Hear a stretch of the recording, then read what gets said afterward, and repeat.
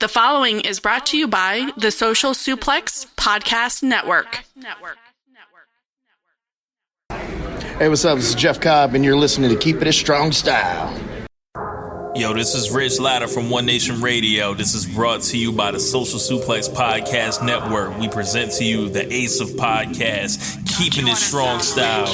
Let's go. It's the Ace of Podcasts, Keeping It Strong Style. Covering New Japan, they ready to hold it down. Jeremy Donovan and the young boy Josh. Come and hit a job out and bury all the frauds. From the Tokyo Dome over to the G1. Social Suplex is the network where we can get it done. I'ma chill and let them have it, cause this is just an intro. Keeping the strong style, 6 stars from the get-go, boy.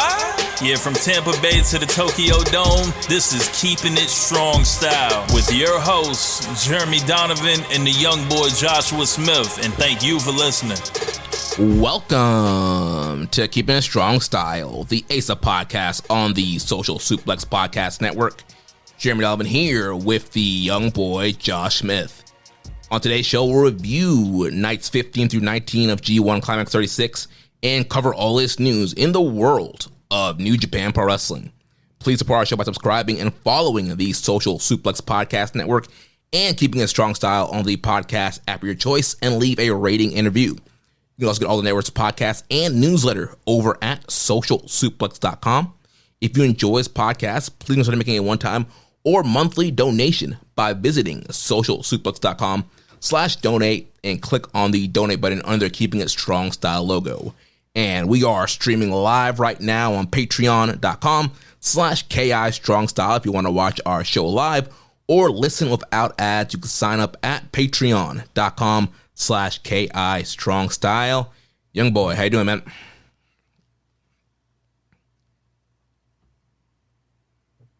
It would help if I unmuted myself. I didn't want to have the same snafu. Let me turn that down. I'm coming in a little hot. I didn't want to have the same snafu I had last week, so I went ahead and responsibly muted myself, and then I was not ready once you asked me that question. But all in all, doing well. Happy to be here. Between you and me, Jeremy, been going through some, well, I guess it's not between you and me. It's between you, me, and the listenership. And the hundreds and hundreds. I would assume we have thousands, but I was trying to be modest. Yeah, the 1001, just barely breaking the barrier. But us, and then Jones, of course, he's within earshot. Yeah. Been going through a little bit of a funk mentally, I would say. Maybe it's not always the best time to have that occur in the middle of the G1 Climax coverage, but little by little, day by day, been feeling a little bit better. So working on things and feeling decent and ready to discuss.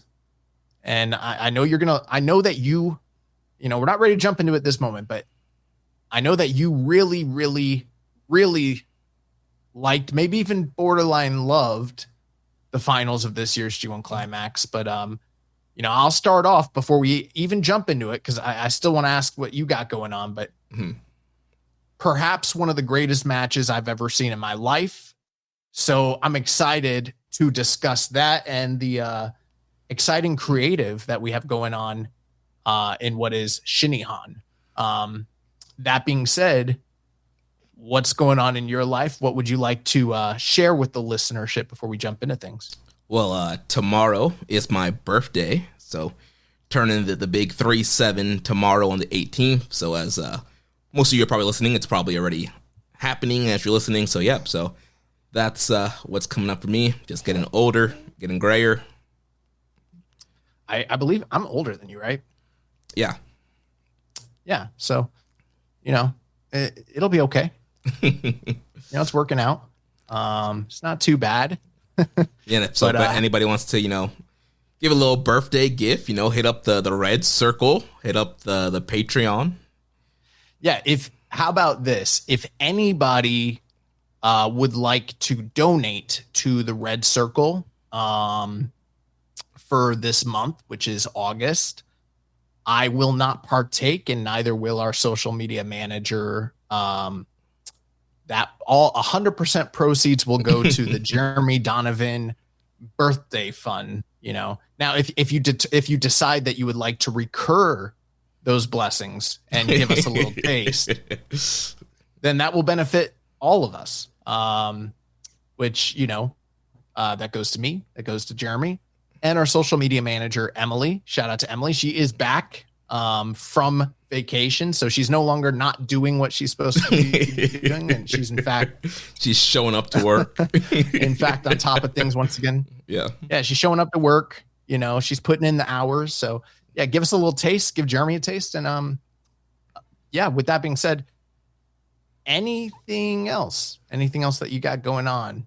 No, that's pretty much it. I think we need to jump into what we got here. So there's a lot to kind of cover, and I know there's probably a lot to dive in with the semifinals, the finals, Tenzon's retirement. And so, where we left off last week, we're heading into the second to last B block nights. And so what we're going to do here is we're going to kind of go through the results, talk through the scenarios of what led to the semifinals and finals, and then kind of jump into it. So we won't kind of give a full breakdown of each of these matches. Maybe we can quickly say if there was something we liked about it, but I think we're just going to run through it and kind of build to the semis and finals and the Tenzon retirement, so we can kind of jump into the meat of what people really want to hear about.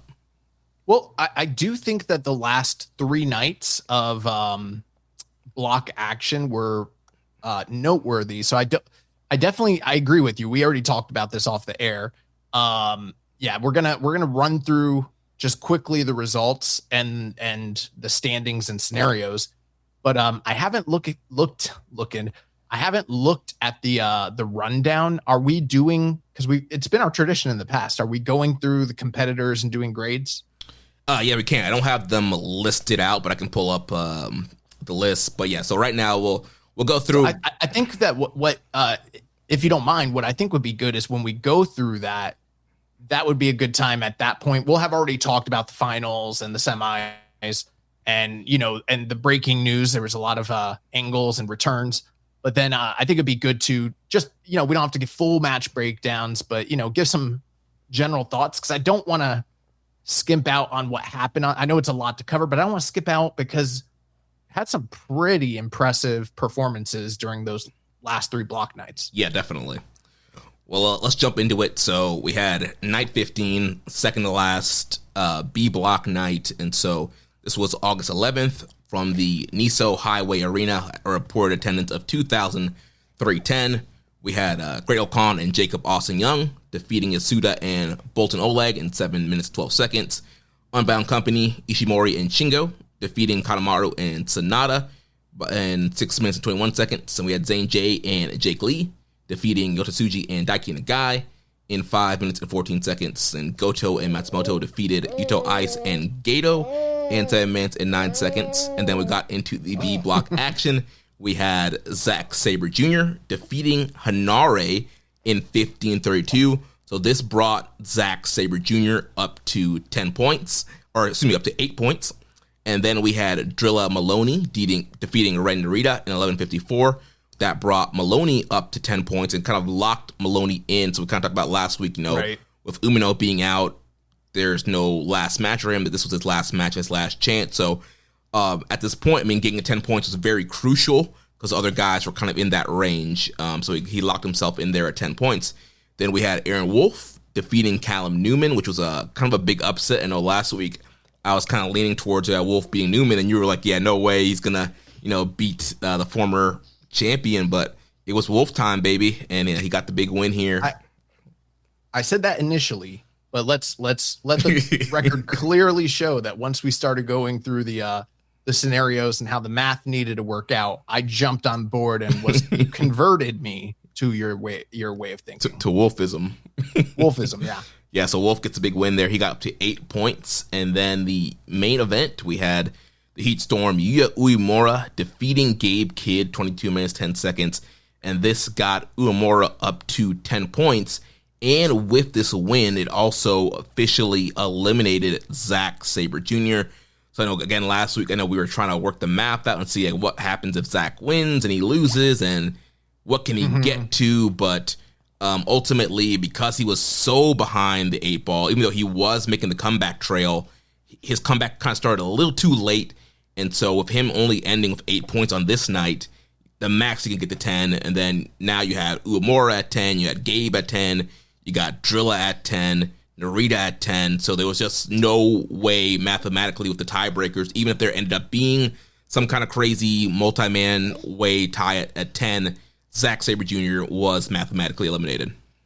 One has to assume that this is probably the result of the Shota Umino injury and them having to rework a few of the the bookings and the standings. And I'm sure that Zack was probably a victim of, having to basically, not saying he would have gone through, not saying that he was going to, be a huge factor going down the stretch, but I believe he probably would have had a better standing and they had to rework the math to make things work.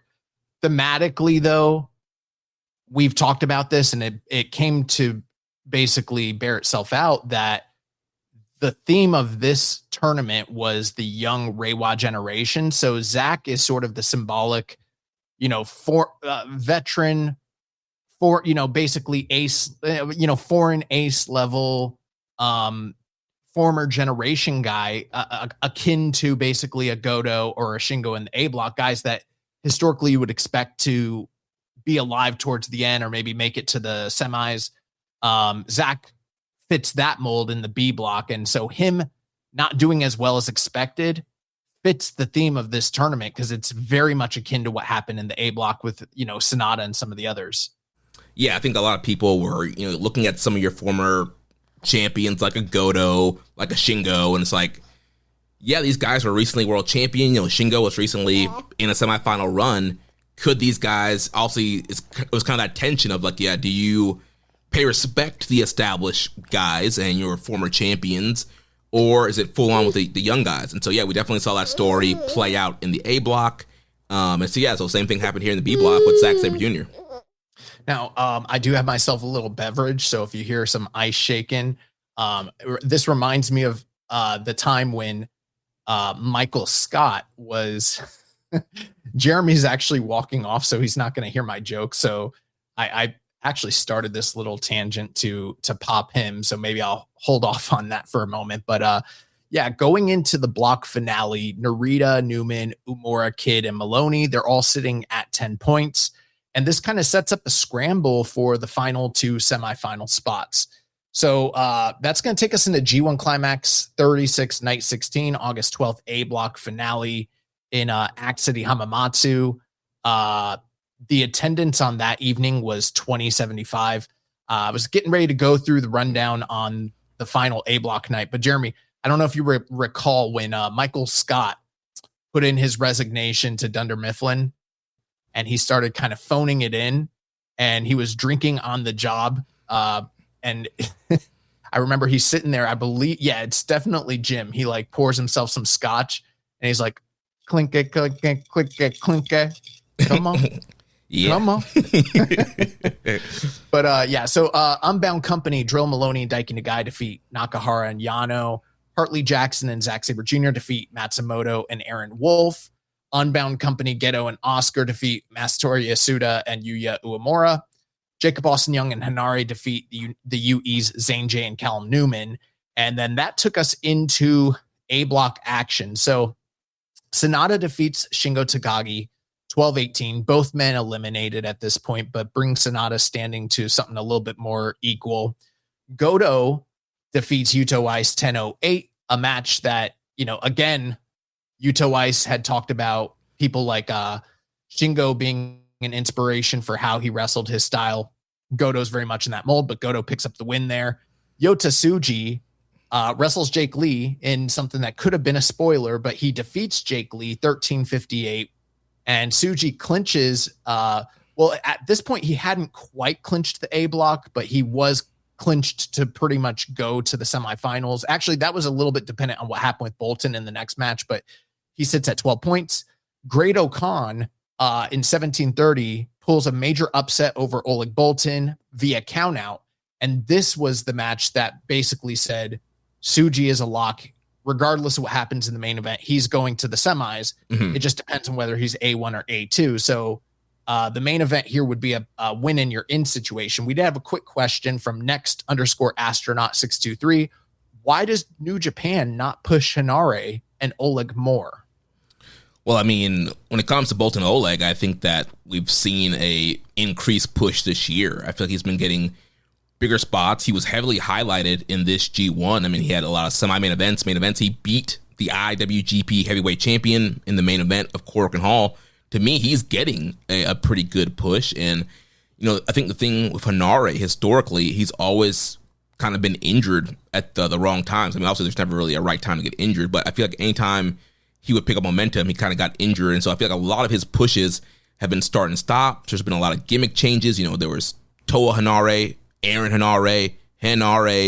I feel like he's kind of been through a lot, but I feel like right now, I mean, he's getting pushed. I mean, he's 1/2 tag champs, 1/3 of the Never champions. He's, the New Zealand heavyweight champion. Also, nothing really to do with New Japan, but he has that title as well. And so I feel like he's in a pretty strong position right now. I mean, he and Okan beat the Knockout Brothers, stopped their hot run. So I do feel like he is getting somewhat of a push, and I don't know if they see Hinare at a level to where they're like, we want to put him in main events. And it's kind of been a thing where it's almost something like we talked about with Dave Finlay, where it's like Finlay was in that kind of mid-carder, happy babyface role for so long. It took a lot of work and a lot of time for people to finally turn around on him as a legitimate heel main eventer in New Japan. And I think it's almost the same thing with Hinare, where he's kind of been in that upper mid-card, never-tier tag team kind of role for so long that if they were to try to pull a trigger and right now be like, yeah, he's going to main event, Sumo Hall, he's going to, be the world champion, I think there would be a disconnect for some people. Yeah, those are all valid points. Again, you mentioned Hinare's injuries. As soon as he was towards the tail end of his Young Lion run, he tore his Achilles, and that set him back quite a bit. Right, never went on a real excursion. Yeah, they never sent him on an excursion. They graduated him, but it was one of those quasi graduations. And the thing is with Hinare, he's and I don't mean this in a disrespectful way whatsoever. I'm a big fan of him, but he has been historically limited in what style of wrestling he could do. There are also barriers that exist within the company. Like, they've never really pushed someone with his ethnicity historically. Like, they'll push white guys, and historically they haven't really done a great job elevating and pushing a lot of black superstars. And he's one of the first that's like oceanic, like himself. The forerunner was Fale. Fale's a giant. So, trying to figure out how to connect him with the domestic audience, figure out how to make that character work. And it's evident that on some level they had apprehensions about whether it was the injuries or whether it was, like a cultural thing.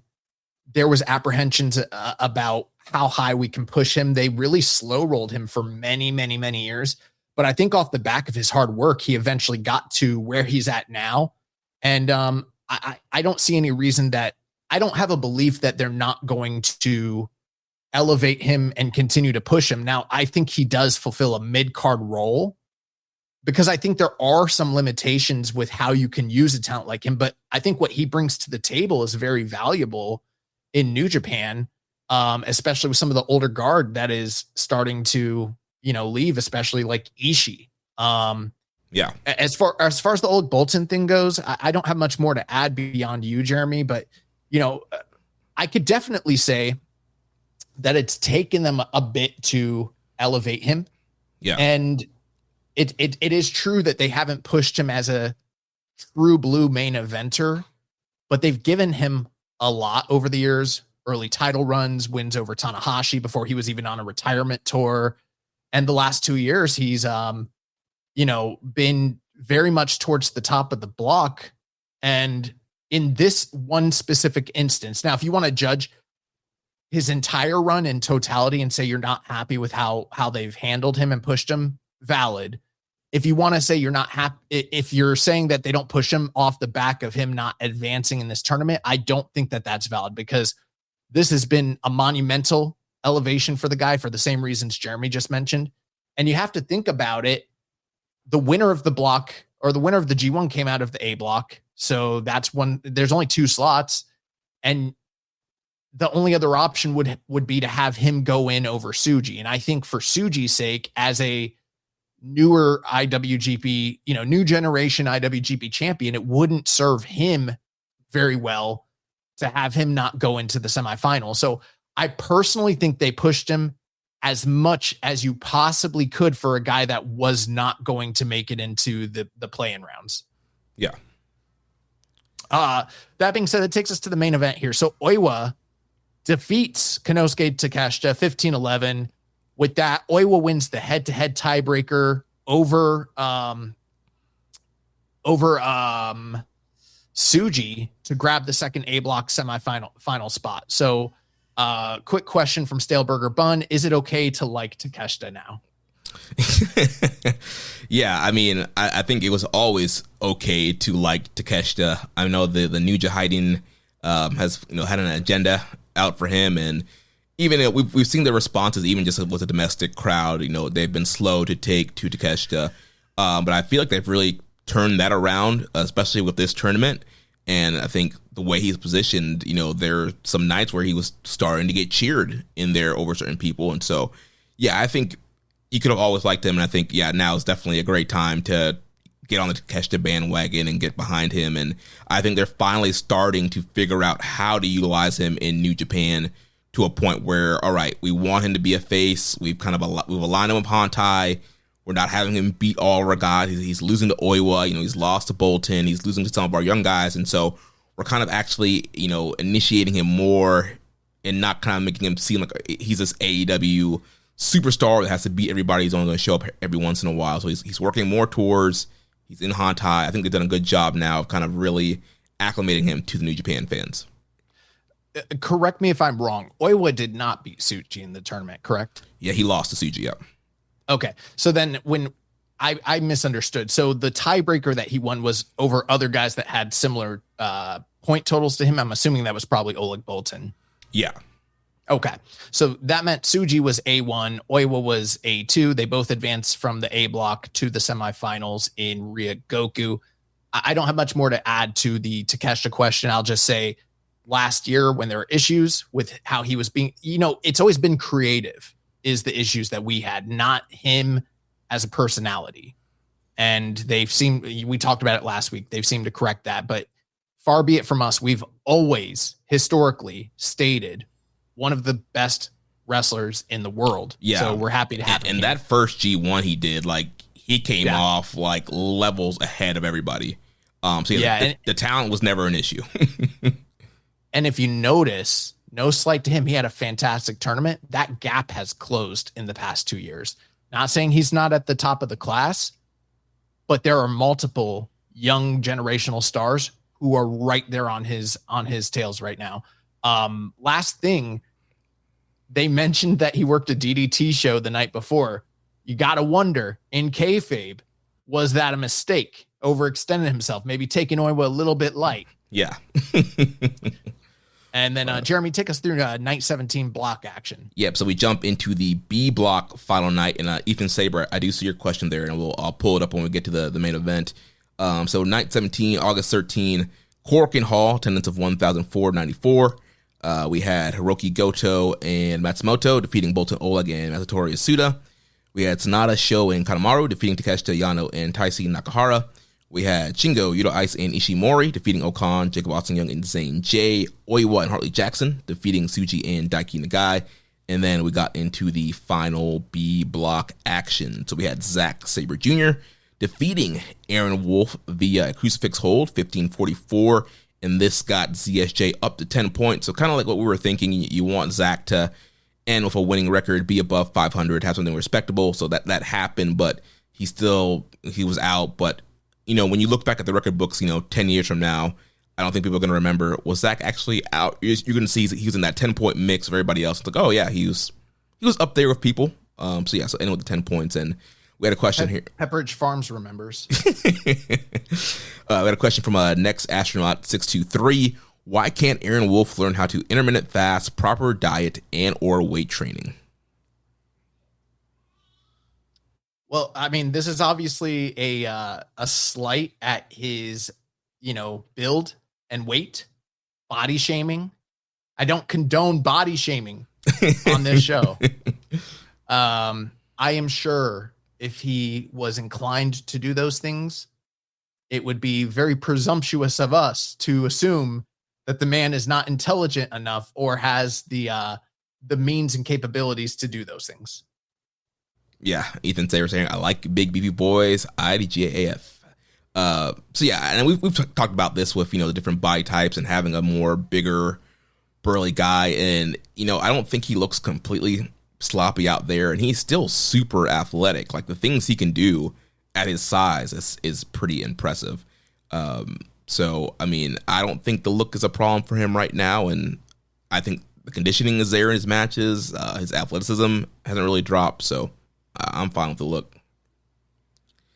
And then next matchup here, we had I will say, it in this match, with the grappling, we'll talk about the match in a little bit, but the build was noticeable. It was noticeable, but I don't think it matters to the domestic audience. Yeah, they see him, as the judo Olympic star, and yeah, I don't think it hurts. Mm-hmm. So after that, we had Gabe Kidd defeating Ren Narita in 2 minutes and 11 seconds. So, big crowd brawl before the actual official match started. Got in the ring pretty quick. Gabe puts Narita away. So with this win, Gabe Kidd advanced to 12 points. And we had a question from Live Valuably 381. Do you think Ren Narita is being left behind compared to the other new gen? Yeah, as of right now, it seems that way. Again, I thought this was his highlight of the tournament, this particular match, but feels very much like he's at a crossroads right now to kind of decide, do I want to gamble on myself and really push to be more than what I am right now? Or am I happy to just be kind of hamstrung by the gimmick that they have given me and just find myself in a comfortable role long-term with this company?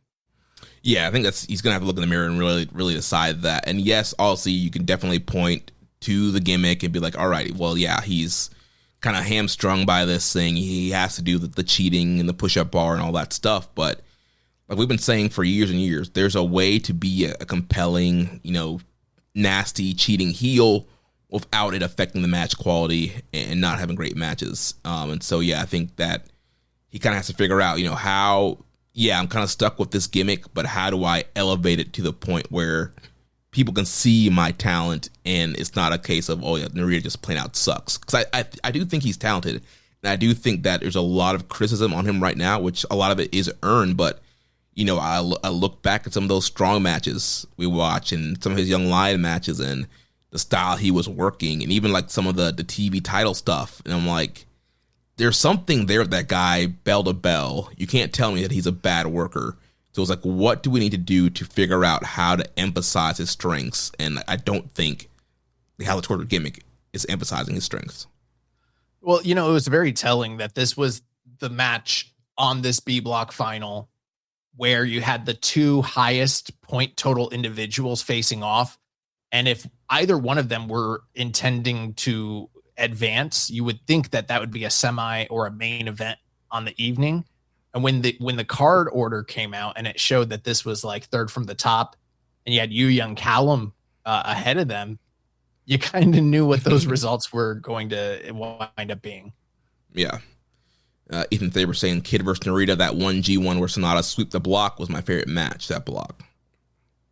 Mm-hmm. Yeah, that was good. And then after that, we had Yu Uemura defeating Oscar in 17-12.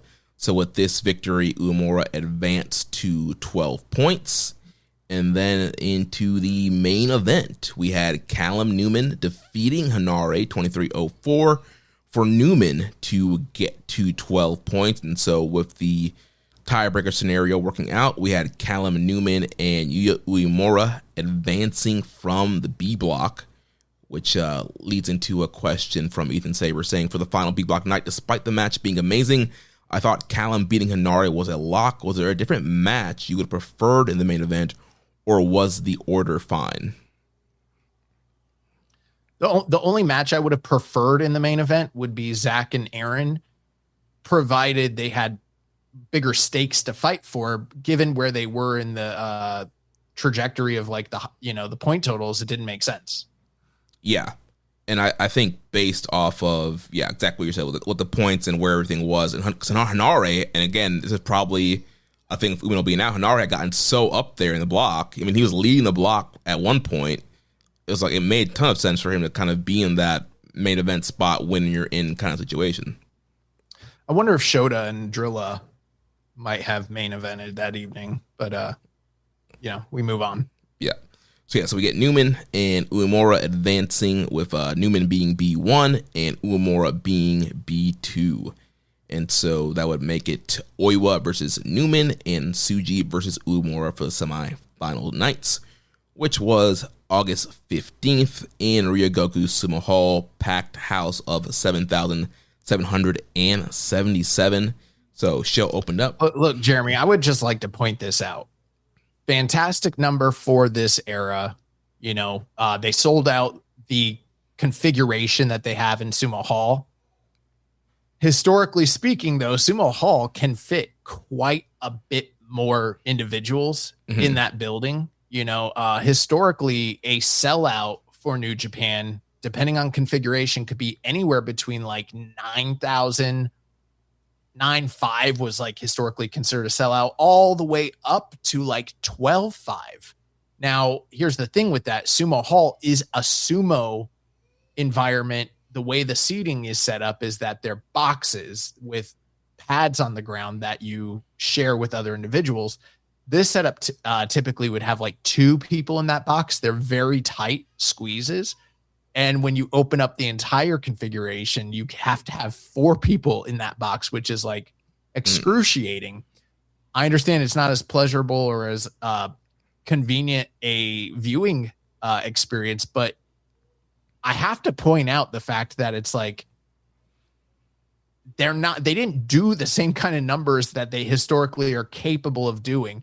Now, I do think that because the fervor for specifically the Tenzan retirement was big enough, they sold this out. I think if they'd opened up to a bigger configuration, they probably would have sold more tickets. So it's not a slight on them, but I do think it's funny when you say it's a sellout, but the building is capable of holding like 5,000 more people at its peak. To me, not a real sellout.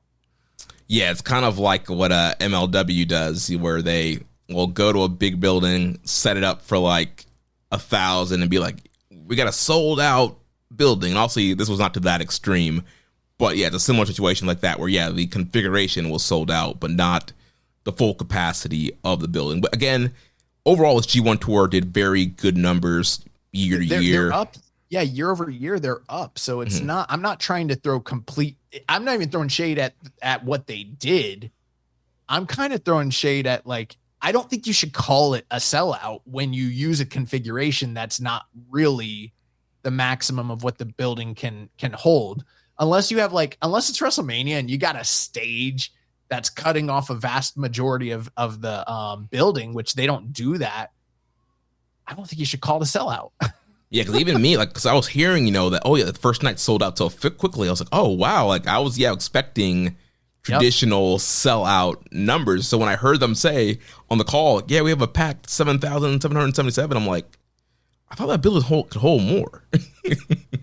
But whatever. It is what it is. Great house here, packed house. And on this night, we had a lot of guys returning on the tour, a lot of the juniors and a lot of other heavyweights that weren't on the other cards or in the tournament. And also, we had a lot of angles and progression happening here. So the opening match, we had Great Okan, Jacob Austin Young, Hinari, and Francesco Akira defeating Yasuda, Tyson Nakahara, Goto, and Yoshihashi. So keeping the tag champion strong here, and Akira picking up the win. So maybe getting him ready for something. Then we had House of Torture, Sho, Ren Narita, Doki, and Sonata defeating Taichi, Takeshita, Taguchi, and El Desperado in 9 minutes and 24 seconds. Taguchi coming in with the DT Universal Championship. So I think that's the perfect promotion for him. If he just wants to kind of stay there, that'd be great. But the big story here was, we had the House of Torture win. Post-match, they're doing the beatdown on Takeshita. And out comes formerly Dragon Gate's Shun Skywalker. There have been lots of rumors and speculations that Skywalker was going to be on his way to New Japan. I think just with his look and gimmick, a lot of people also speculated that he might be a great fit for the House of Torture. And he comes out here and, he joins in on the beatdown and gets some mic and saying that, he is House of Torture. And then eventually, you had some Hantai guys making the save for Takeshita. And through a lot of his kind of backstage promos, he's essentially saying, he wants to take Takeshita out. And it kind of seems like they might be positioning him to be the new front man of this unit. Absolutely. I mean, again, it kind of this has been speculated for quite a while. A little bit surprising that it's taking place here at the end of the G1 Climax tour, because historically, you normally would think that the G1 Climax is a good place as you're rolling into the final, few dates of the year, that you would set up a lot of angles and storylines. Once upon a time, they did used to do that. But in recent times, we always speculate this is a time where this person might return. They might do this, they might do that.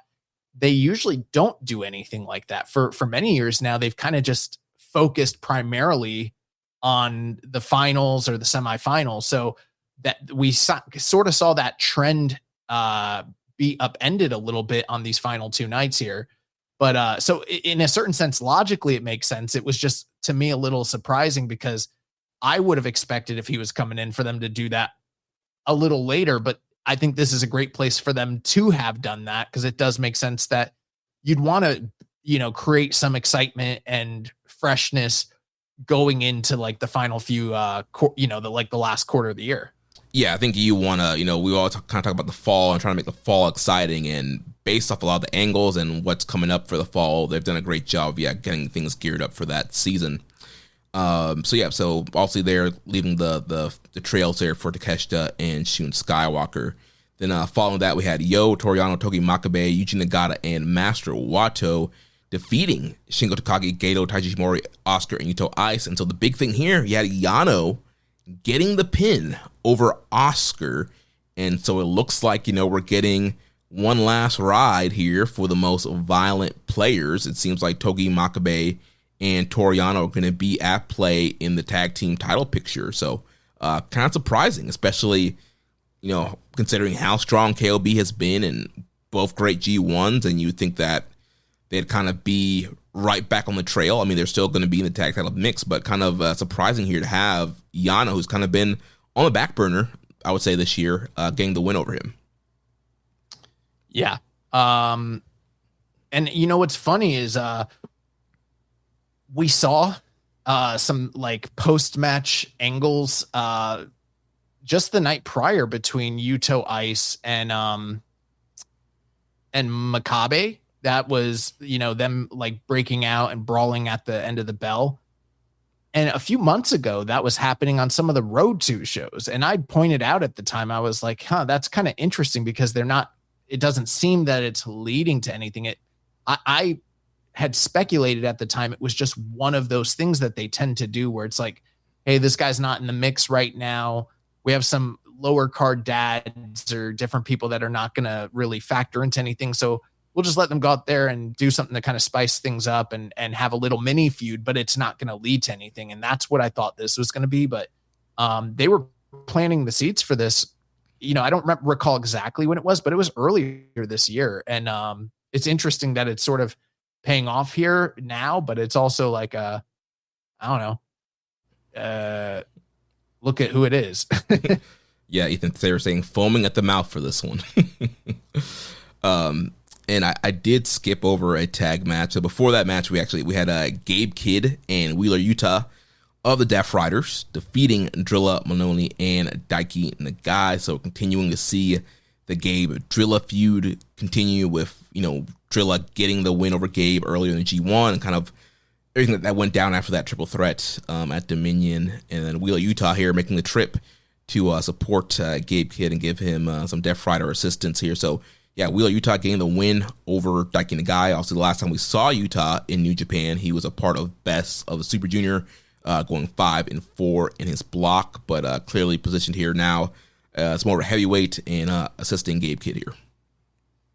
One thing, I just want to point this out. So like 11,500 is like the historic reported capacity for Sumo Hall, Ryogoku, Kaguga-kan. But prior to the to COVID in like 2017, 2016, they were doing 10,000 seat attendances for some of the bigger, Omega and Naito matches. So yeah, good. Yeah, good. That's kind of what we were talking about there. Yeah. Any thoughts on Wheeler Yuta showing up on the tour? Yeah, a little surprised, but I mean, he's worked New Japan before for like Super Juniors, and they brought him in as a member of the Death Riders. And if it wasn't going to be Daniel Garcia taking the pinfalls here, then it makes sense. Who better than Wheeler Yuta? Yeah, the once believed future ace of AEW. Dude, he had a run there with that match with Mox and Danielson where he's bleeding all over the place. He had some folks believing for a while. So now back in order here, TMDK, Sabre, Vegeta, Hartley Jackson, defeating Bolton Oleg, Aaron Wolf, and Tatsuya Matsumoto. Post-match, we have Kosei Vegeta going nose-to-nose with Aaron Wolf, the never open weight champion. And something that we've always said on the show, we wish that they would do more junior versus heavyweight programs for the open weight title. And it seems like we're getting that here with Vegeta clearly, wanting to challenge Aaron Wolf. I don't like that. I have nothing against Kosei Fujita, but this is a guy that won 0 matches in the Best of the Super Juniors. Zack Sabre Jr. just beat this guy. He's right there in the match. So me personally, I'm not believing that this is leading to a match between the two. If it is, then it has to be a forerunner to like a Zack match, and it's just going to serve as like a road to, little defense. But I love Fujita, but this is not an earned match. It makes very little sense to me at this point. Yeah, and kind of touching on a question that we had here from Ferdinando, said thoughts on the Wolf Vegeta tease and the possibility of an emphasis on the open weight aspect of that belt.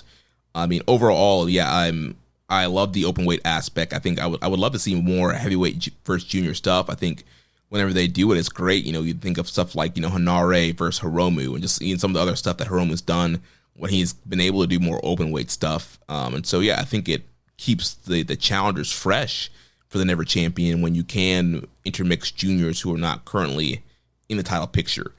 But clearly, I do think the money match is Wolf versus Zack here, like you were saying, and they had a really good match there on that B block final night. And so, yeah, I think that is probably going to be the bigger direction where they go. But yeah, maybe it's a deal where Wolf kind of works through Team DK. Maybe he faces Vegeta. Maybe he takes on Hartley Jackson until he finally, gets to Zack Sabre Jr., maybe at a bigger spot down the line. And then we also had another question from Ferdinando saying, do you see a future where Vegeta goes heavyweight? I have a hard time seeing him go heavyweight.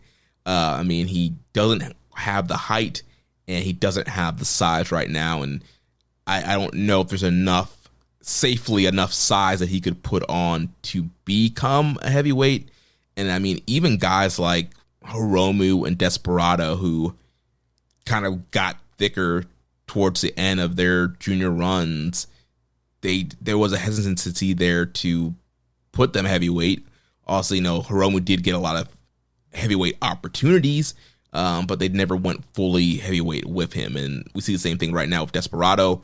Again, we always kind of joke about it. Desperado looks, he's a thick boy. He's a little thick in the middle, and he could easily, I think, transition over to heavyweight. I think he has the height there to also go along with it. So I think Desperado potentially going heavyweight would be a good move. But Vegeta, I just don't see the size and the genetics there for him to move to heavyweight. But I mean, also, there has been cases where with guys kind of like Fergal Devitt where the popularity, the overness kind of takes over the size. And so if Vegeta can get to that kind of level, maybe, but I think he's kind of bound to be just a junior ace. He's too short. There are some guys that are borderline that they can put on enough hefty size or gain enough popularity to basically be accepted. And even then, some guys that have been on the cusp historically, like a Jushin Thunder Liger, a Hiromu,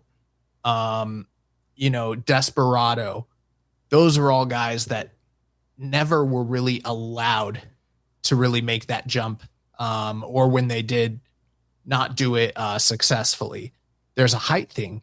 He specifically, and I'm not opposed to him wrestling the heavyweights, but he's nowhere near that historic borderline. In general, with wrestling, we have seen where guys have gotten smaller, even in Japan. Historically, some guys like Naito and Tanahashi might have been seen as smaller guys at one point in time. And so they've kind of, made some changes, but he's too short. I think he's like 5'6". There's just, unless something drastic changes to where they pull a Noah, a 2010s Noah, where they allowed guys like Marufuji and Kenta to take over as ace roles, there's just no way it's going to happen. Yeah. Well, let's move on now to the semifinal matches. So first up, we have the Grip. Ray Oiwa defeating the Prince, Callum Newman, in 18 minutes and 45 seconds to advance to the finals. And I think a big thing here with Oiwa going into this match and the finals, he did make the promise to Tenzan that he would get to the semifinals on his retirement night and get to the finals. And Oiwa was Tenzan's attendant during his Young Lion days, and so there is that big Tenzan connection there. And so, Oiwa lives up to the promise here, defeats former IWGP World Champion Callum Newman here in the semifinal matchup. What a tough assignment to be the attendant for a wrestler who makes very, very, very few dates all throughout the midst of his Young Lion run. Egg on my face and a little bit on yours, Jeremy. I think I probably swayed you a little bit, but egg on my face last week. I told the people that as much as everyone wanted Oiwa to go through, that there's just no way that they were going to keep Takeshita out. And not only did he get through, but he defeats Callum Newman here. Just a huge, unexpected for me, maybe not for others, but, this just does not follow the traditional trends of Ghetto's booking over the past, 12, 13, 14 years at this point. So huge shocker. I thought Oiwa and Callum was fantastic. Possibly Callum's one of his best. I don't know. Dave gave him and Hanare 5 stars, so far be it from me to argue with the arbiter of star ratings. But I felt that this might have been Callum's best match in the tournament, and Callum was sporting horrendous marks on his back the final few nights, which were just crazy. Yeah, from that B block final night, he took the rampage through a table. And that was nasty. But Oiwa here, he defeated Takeshita a few nights prior with just not just because it was part of a sequence, but he punctuated his efforts with a huge lariat to pick up the 1, 2, 3. Did the same thing here to Callum twice in a row, huge lariats. I know that I know. The grip is his thing. Did he hit the grip here? Because he didn't hit the grip on Takeshita. He hit him with a standard lariat. Yeah, it was a discus lariat here. Okay, gotcha.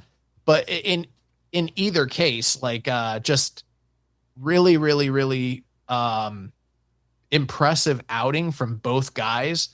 And, for Callum, a guy that held the title this year, youngest winner of the New Japan Cup, and a guy in Oiwa who I believe didn't he defeat Oiwa in that tournament this year? I think so, yeah. Okay, I'm trying to recall because I'm like, did he lose to Zach in that tournament like he always does, or did he lose to Callum? I'd have to look here again, but actually, I think he might have lost. That sounds. I think he might have lost. I can't remember now. I'm gonna look, but because if not, then this was a rematch. But in either case, huge monumental victory for Oiwa here. Yeah, and the story of Oiwa's tournament getting over the side headlock that we talked about last week. And Josh, have you seen the controversy of the name of the headlock? Well, so first off, I did look. So this was a rematch from the year prior in the G1 Climax, and actually Oiwa defeated Callum Newman in the 2025 G1 Climax. And that's their only other singles outing. So Oiwa might have a little bit of a Callum's number here.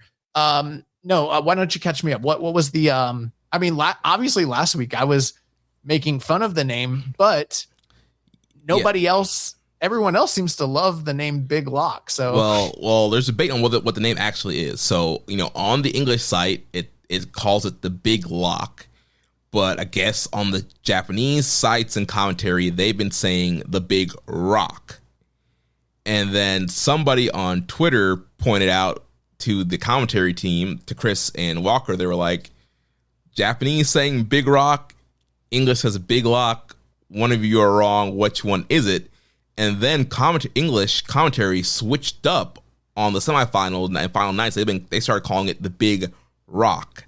And so I don't know what it is. And historically, there has been. I don't think it's Big Rock. Yeah. So the thing with Japanese people, and this is not me like speaking out of turn, and I'm not trying to lean into like stereotypes, nothing like that. This is a proven, language thing. They don't have the L sound.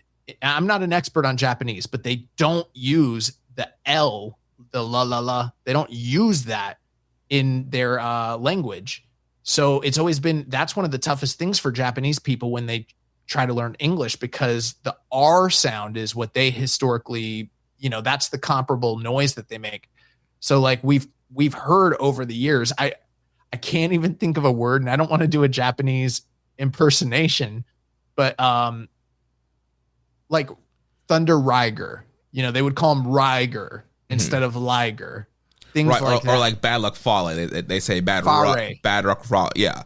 Yeah. And even like on Twitter and stuff, like when you see the Japanese to English translations, a lot of times words that have the L in English end up, they put an R there in the translation. So even like the translation bots are getting that wrong when it's translated over. Think about, okay, I know that New Japan has and I know I can see over here that Ethan's got some comments. Yeah, he was throwing the eyeballs up, throwing the eyeballs out. He says Josh is cutting the BS. We've seen nicknames here in New Japan for some of these Reiwa guys that like don't seem to, they sound cool. They take on like English and American phraseology, but it doesn't really mean anything. It's just, like Heat Storm as an example. And there's other ones. Gene Blast, shit like that. But so could this just be another example of that? Big Rock? Sure. But it's a headlock. I would venture, based on the L to R thing, it is Big Lock. They're just, someone in the fandom is most likely very much misunderstanding what what's going on the Japanese commentary team. Yeah. But regardless of that was a story of Oiwa's tournament, getting over the big rock, whatever you want to call it, getting over it's not the big rock. And actually, I feel like if you start calling it, unless you are actually having, unless you have it, difficulty using your L's, it's, if you're a fluent English speaker and you're from the West and you're calling it big rock, oh no, bro. So Oiwa, he's gotten a side headlock over, and to hear the way the crowd reacted when he would get it on, there were several points in this match here with Newman where he would get the near submissions, where he would lock it in. The crowd's popping.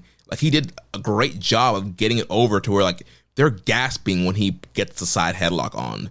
Bro, I thought he was going to tap out both Takeshita and Callum at different points. I mean, not in the sense of like, oh, I'm expecting it, but like they teased it so many times where I was like, oh, fuck. Like, are they going to do this right now? This is crazy. Ultimately, they didn't, but that's how much they had me believing in the validity of the move. Yeah, he ended up having to revert back to the grip, the discus lariat to get the win here. And yeah, with that, Oiwa punched his ticket to the finals, keeps his promise to Tenzan here on his retirement night. So yeah, I was pleasantly surprised because I just didn't see Oiwa getting in. Like you mentioned, yeah, we had some egg on our face, and I apologize in the Discord to the Grippers, as they call themselves, because I thought Oiwa had a good tournament. I just didn't see, based off, like you mentioned, the way Gato's booked, you would think former world champion, new young guy who's going through, you think you would go with the former world champion, but yeah, big upset, kind of surprise here for Oiwa getting through. Well, if you asked me last week, is there any chance that Oiwa wins this thing? Yes, but it's so fucking unlikely. Yeah. Like, I would have put his chances at sub 10%. Yeah. And honestly, I know that there are a lot of people that are huge fans of his, and they have even jumped more on the bandwagon as this tournament has progressed, who think that is an outlandish thing, and they feel like they were right all along. And maybe they should take a little victory lap in that, but like, history's on our side. This isn't us saying he can't go through because we don't believe in the guy. We don't think he has the talent or the chops to do it. This is something that we always say in the finance world, past performance does not necessarily indicate, future returns. And so you can't say that just because this particular, let's say, mutual fund has historically returned 10% that you can anticipate it's for sure going to do that. But that's just a disclaimer, because that is what people do, is like, we look at, hey, here's how much it costs. Here's historically how it's performed. Here's the safety of it. Chances are, if you put your money in that, and this is what it's always done, this is probably what it's going to do long term.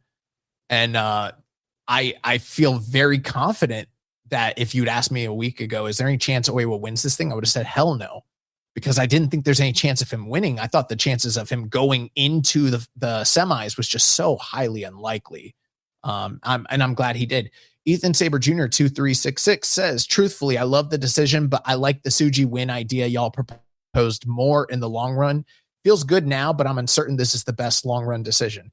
That's a great comment. I share some similar sentiments, but we're going to get into that. Yeah.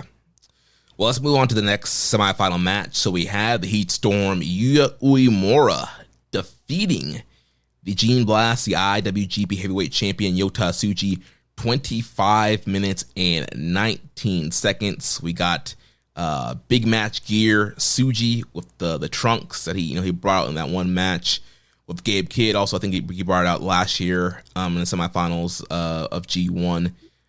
So these guys also historical rivals, generational rivals, young lion class, and Uemura here was able to get the job done with the deadbolt suplex and beating Yota Tsuji.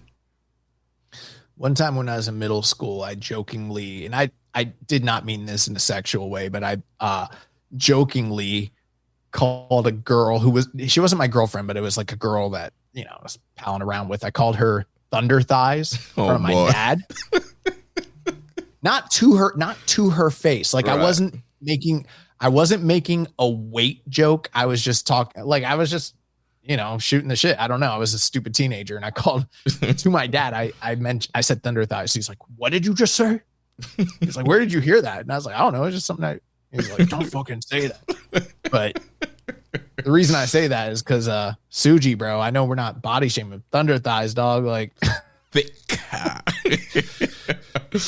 Oh man. I feel like if the Tunnel Talk girls were they were tuning into the Shinneon, that would probably be one of their guys. Oh yeah, I think they would dig the thighs of Suji. I think they like a thick boy, and so yeah, I think there'd be a lot of love for Suji with the Tunnel Talk girls. I've heard Sarah of the Trish and Sarah podcast wax poetically. She's not the biggest New Japan watcher, but I've heard her talk glowingly about the physical attributes of one Yota Tsuji. Yeah. But yeah, I thought this match was great. And, again, big Young Lion history here. These guys have had 53 singles matches against each other. And also there was a big story with the Boston Crab, because also that's a whole link in their Young Lion history. Plus we've seen Tsuji using that to beat people and kind of, humble people to the New Japan way. And so throughout this match, both guys put on the Boston Crab. So yeah, Yuya trying to get a submission win there. And yeah, a lot of great counters of a lot of their big stuff. Uemura also trying to work over the arm there to slow down the power of Yota Tsuji. And a lot of great counters between the Gene Blast and the Deadbolt Suplex. But yeah, ultimately towards the end here, it was Yuya getting that Deadbolt Suplex to get the win. Like the 54th match between these guys. I know most of them have been when they were Young Lions, but in the history of this show, one of the most prolific Young Lion feuds of the Kiss era. And it's been a few years since these two guys locked up.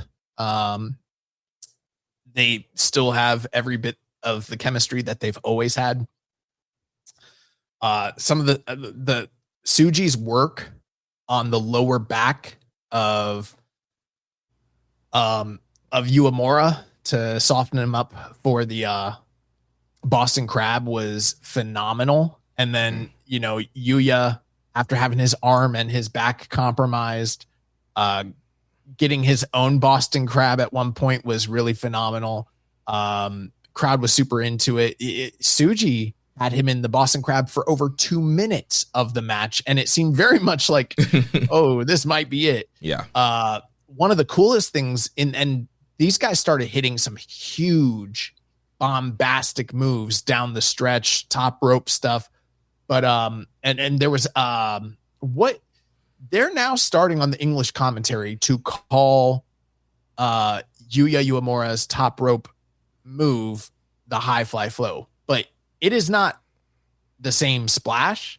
And he himself has his own name for those moves. What I don't remember what they're called. It's not the Lion Shiner, which I think that they've been calling, because he'll do like the standing crossbody version. I think English has been calling that the Lion Shiner, but Walker has been calling high fly flow when he does his frog splash, which again, it's the lowdown. It's the D'Lo. It is literally D'Lo Brown's. It's the D'Lo Brown, not the Tanahashi, not the Eddie Guerrero, not even the RVD. He's doing the D'Lo Brown lowdown frog splash, which is still cool, but it's not high fly flow. And he's been calling, I think, both versions Lion Shiner. Yeah, it's fucked up. Don't do that. Don't try to, don't try to put that on him. And then, yeah, he goes for a standing Lion Shiner and he gets Gene blasted in midair. That shit was fucking awesome. Yeah. He hits the very first ever that I've seen, at least from him, pop up elbow drop to a seated opponent, very much like a Shining Wizard, but an elbow drop. Right, yeah. The first night Charlton called it, Shining Elbow, and then I guess it's called the Lion's Elbow. Well, maybe, I don't know. Your nickname has nothing to do with fucking lions. I don't know. You're not going to the well one too many times with that. But whatever. It is what it is. But yeah, him. And then he's been, for the longest time now, he's been hitting the deadbolt with a release. And a lot of people like that because they feel like it opens up, like the excitement opens up the match and blah, blah, blah, blah, blah. I get it. But I've always loved the bridging deadlock suplex. And I've always felt like it could very much be this protected signature suplex move that it's like, you get hit with this, you're done. And that is what happened here. And I feel like he should continue to do that. Yeah, I thought that was great. And yeah, you had Tsuji, hitting the Guerrero special, that top rope reverse suplex. So yeah, they were hitting out a lot of their big stuff. Tsuji with the Marlowe crash. Yeah, so a lot, like you mentioned, a lot of big bombastic moves there towards the end, and a lot of great counters here. So yeah, Uemura was able to get the bridge because went, and that's kind of been the difference. And we've seen this trend in New Japan where guys will have a kind of a secondary version of their finisher where if they don't hit it fully, the running Destino, stuff like that. If it's not the full on version, even with Tsuji, we're seeing, if he doesn't get the full running start with a Gene Blaster, or now the Fire Blaster is stronger, or even with like Bolton, he has like the short range kamikaze versus the full one. So that's kind of been a trend in New Japan with finishers. And so, yeah, Uemura, he has to get the bridge to get the win. He did it here, beat the IWGP champion, and got his way into the final. So we were guaranteed a first-time G1 Climax winner. And it seems like the first time in a long time where we've had, two young guys fresh in the finals. Yeah. Ethan Saber Jr. says Yuya has made that bridge look like it lands on the head. Very impressed by how good that move looks. And I agree. Jeremy, last week, my prediction as outlandish. See, here's the thing. Geto and the creative committee have decided to do something fresh, new, and exciting. I applaud them on that. Last week, I was taking a swing for the fences. I think you were riding with me where we were kind of thinking maybe they crown the champion as the G1 winner for the first time in 26 years. So we were kind of in the same, line of thinking, hey, they might do something fresh, new, and exciting, but we swing and a miss. The thing for me is the way that we booked it out, it would have required certain plausible people to have advanced, namely Gabe Kidd, in order for it to really kind of work out for Tsuji to kind of be the winner. Once I saw after those final few number one, when Oiwa went through and Takeshita didn't get through, I was like, it's double edged because I was still kind of counting on Tsuji. And I'm like, Tsuji's chances might have gone up because I still didn't believe Oiwa could win the whole thing. But when the B block came through and Kidd did not advance, and then it was Uemura and Callum, and then I saw it was Oiwa, and I'm like, oh, it's three young guys and the champion. Totally changed my way of thinking because I'm like, all right, so if Oiwa beats Yuya, he's going to wind up wrestling Callum or Oiwa. That final just doesn't kind of work for me. Like, it just doesn't make sense. And I was like, shit, like, I don't think Tsuji, that's when I knew Tsuji was probably not winning this thing. Yeah. As far as, young guys being in the finals, there have been plenty of times where they've had young generational talent. But here's the unique distinction that this final and post-match, we did get the, obligatory Oiwa comes down. He faces off with Yuya. We get the setup for the following night.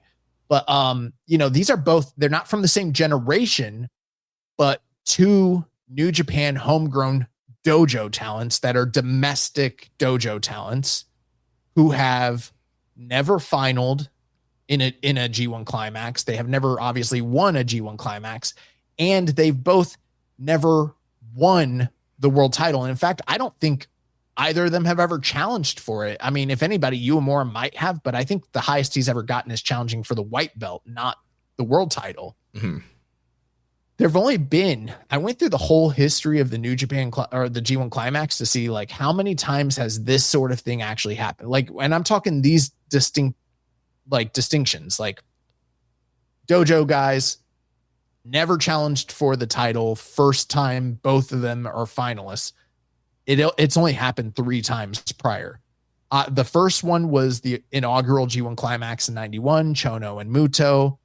The next time it happened was in 97, which was Kensuke Sasaki versus Hiroyoshi Tenzan. The shortest G1 match in history, like 9 minutes and some change. And then Sasaki went on to win the title later that at the end of that month. And then the last time it happened was in 2007 when Goto defeated Makabe to win the tournament. So it hasn't happened in like 19 years. And it's such a huge rarity. That's why it was so difficult for me to predict that they would ever do something like this. A fucking ballsy move. Yeah, and I mean, this is what we've been wanting for the last several years now. It's like, yeah, hit the gas, get these young guys over. And obviously they're in a position where they kind of have to. You don't have a Tetsuya Naito or a Kazuchika Okada, a Kota Ibushi, a Kenny Omega, a Jay White. Like, you have to rely on these young guys. And so, yeah, I thought this was a great call here by the creative team. And so with that takes us to the main event, which was the... Actually, Jeremy, I've let you kind of go through. Why don't you let me go through the final 9 and talk about what happened here? All right. So we had G1 Climax 36 Night 19. The finals on August. Well, we got to talk about Tenzan. Oh, no, then... disregard. My apologies. I literally forgot about that shit. Yeah. That's what I was getting into. the Hiroyoshi Tenzan retirement match. Let's hurry it up. We don't need to talk about this too long. My man, Satoshi Kojima, in a sold-out main event, defeats Tenzan. So we had the big video package of Tenzan's career that airs. He comes out in some fresh gear. He's got the horns on, and man... The walk to the ring, that was rough. Like I knew Tenzan was in rough shape, and I know it's been a while since he's actually had a match, but man, I was like, this was rough. But he gets to the ring. My man Kojima comes out there, and bro, I gotta give it up to Kojima on this, because I feel like Kojima saved this man's life multiple times in this match. And just positioned himself in just the right ways to make Tenzan look good, when this guy could like barely walk, barely run the ropes. He could barely get his hands up the chop. And Kojima like just worked this thing in a way. And I know like I'm kind of like, it's part like, haha, Jeremy loves Kojima, and part like seriously, like I'm impressed with like the way that Kojima was able to like sell and get in positions for like to take a Tenzan suplex and to make the match look somewhat competitive. Tenzan was limping. It was a rough entrance. Ethan says, talk about your goat, Jeremy. Let your nuts hang, Jeremy. Smoking that Tenzan pack. Put out the cigarette. LMFAOOO. Oh, man. Listen, I wasn't surprised in any way to Tenzan's condition or appearance. Few and far between that we've seen this guy wrestle, and he's it's literally been like, I don't know, 6 years or so, maybe more, where we've been like Tenzan is on his last leg. Like literally. But the reality is we're seeing all these guys start to retire. We've talked about this before. What happened is the former generation wanted to retire. A worldwide pandemic hit. Nobody wanted to retire in front of no crowd or clap crowds. So it really extended the amount of time that these guys had to continue their careers. And then Tanahashi was retiring, and nobody wanted to either steal his shine or, kind of precede it. So that's why we're starting to see so many of these third generation dads, retire following, the year following Tanahashi's retirement. They've been anticipating doing this for a long time. Mm-hmm. Ethan says, contrasting the Tanahashi retirement is honestly kind of sad. Happy he went out solid. That's reaching, but still.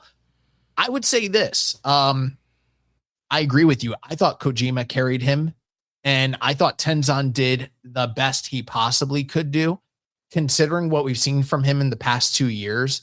This far outkicked the coverage of what it could be.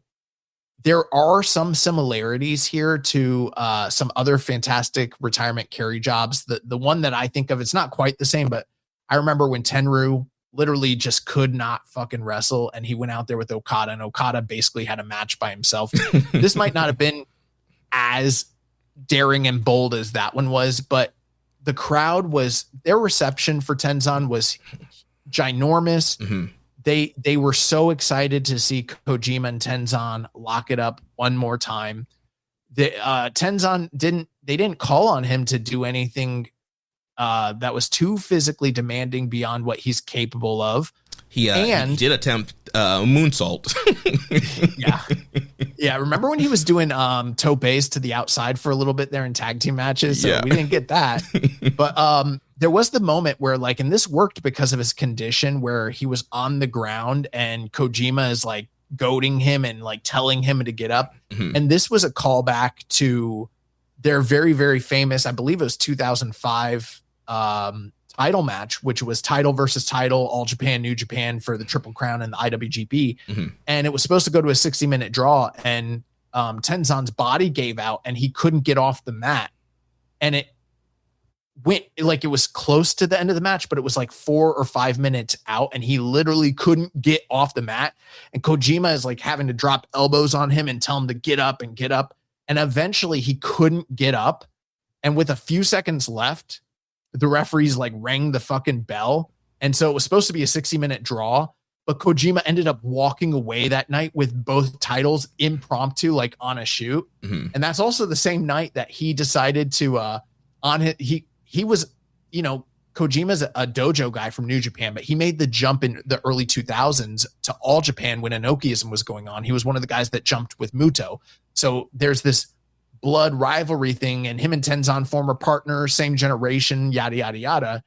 And he's a true blue All Japan guy at this point. And he's walking out of the ring and he takes the Triple Crown.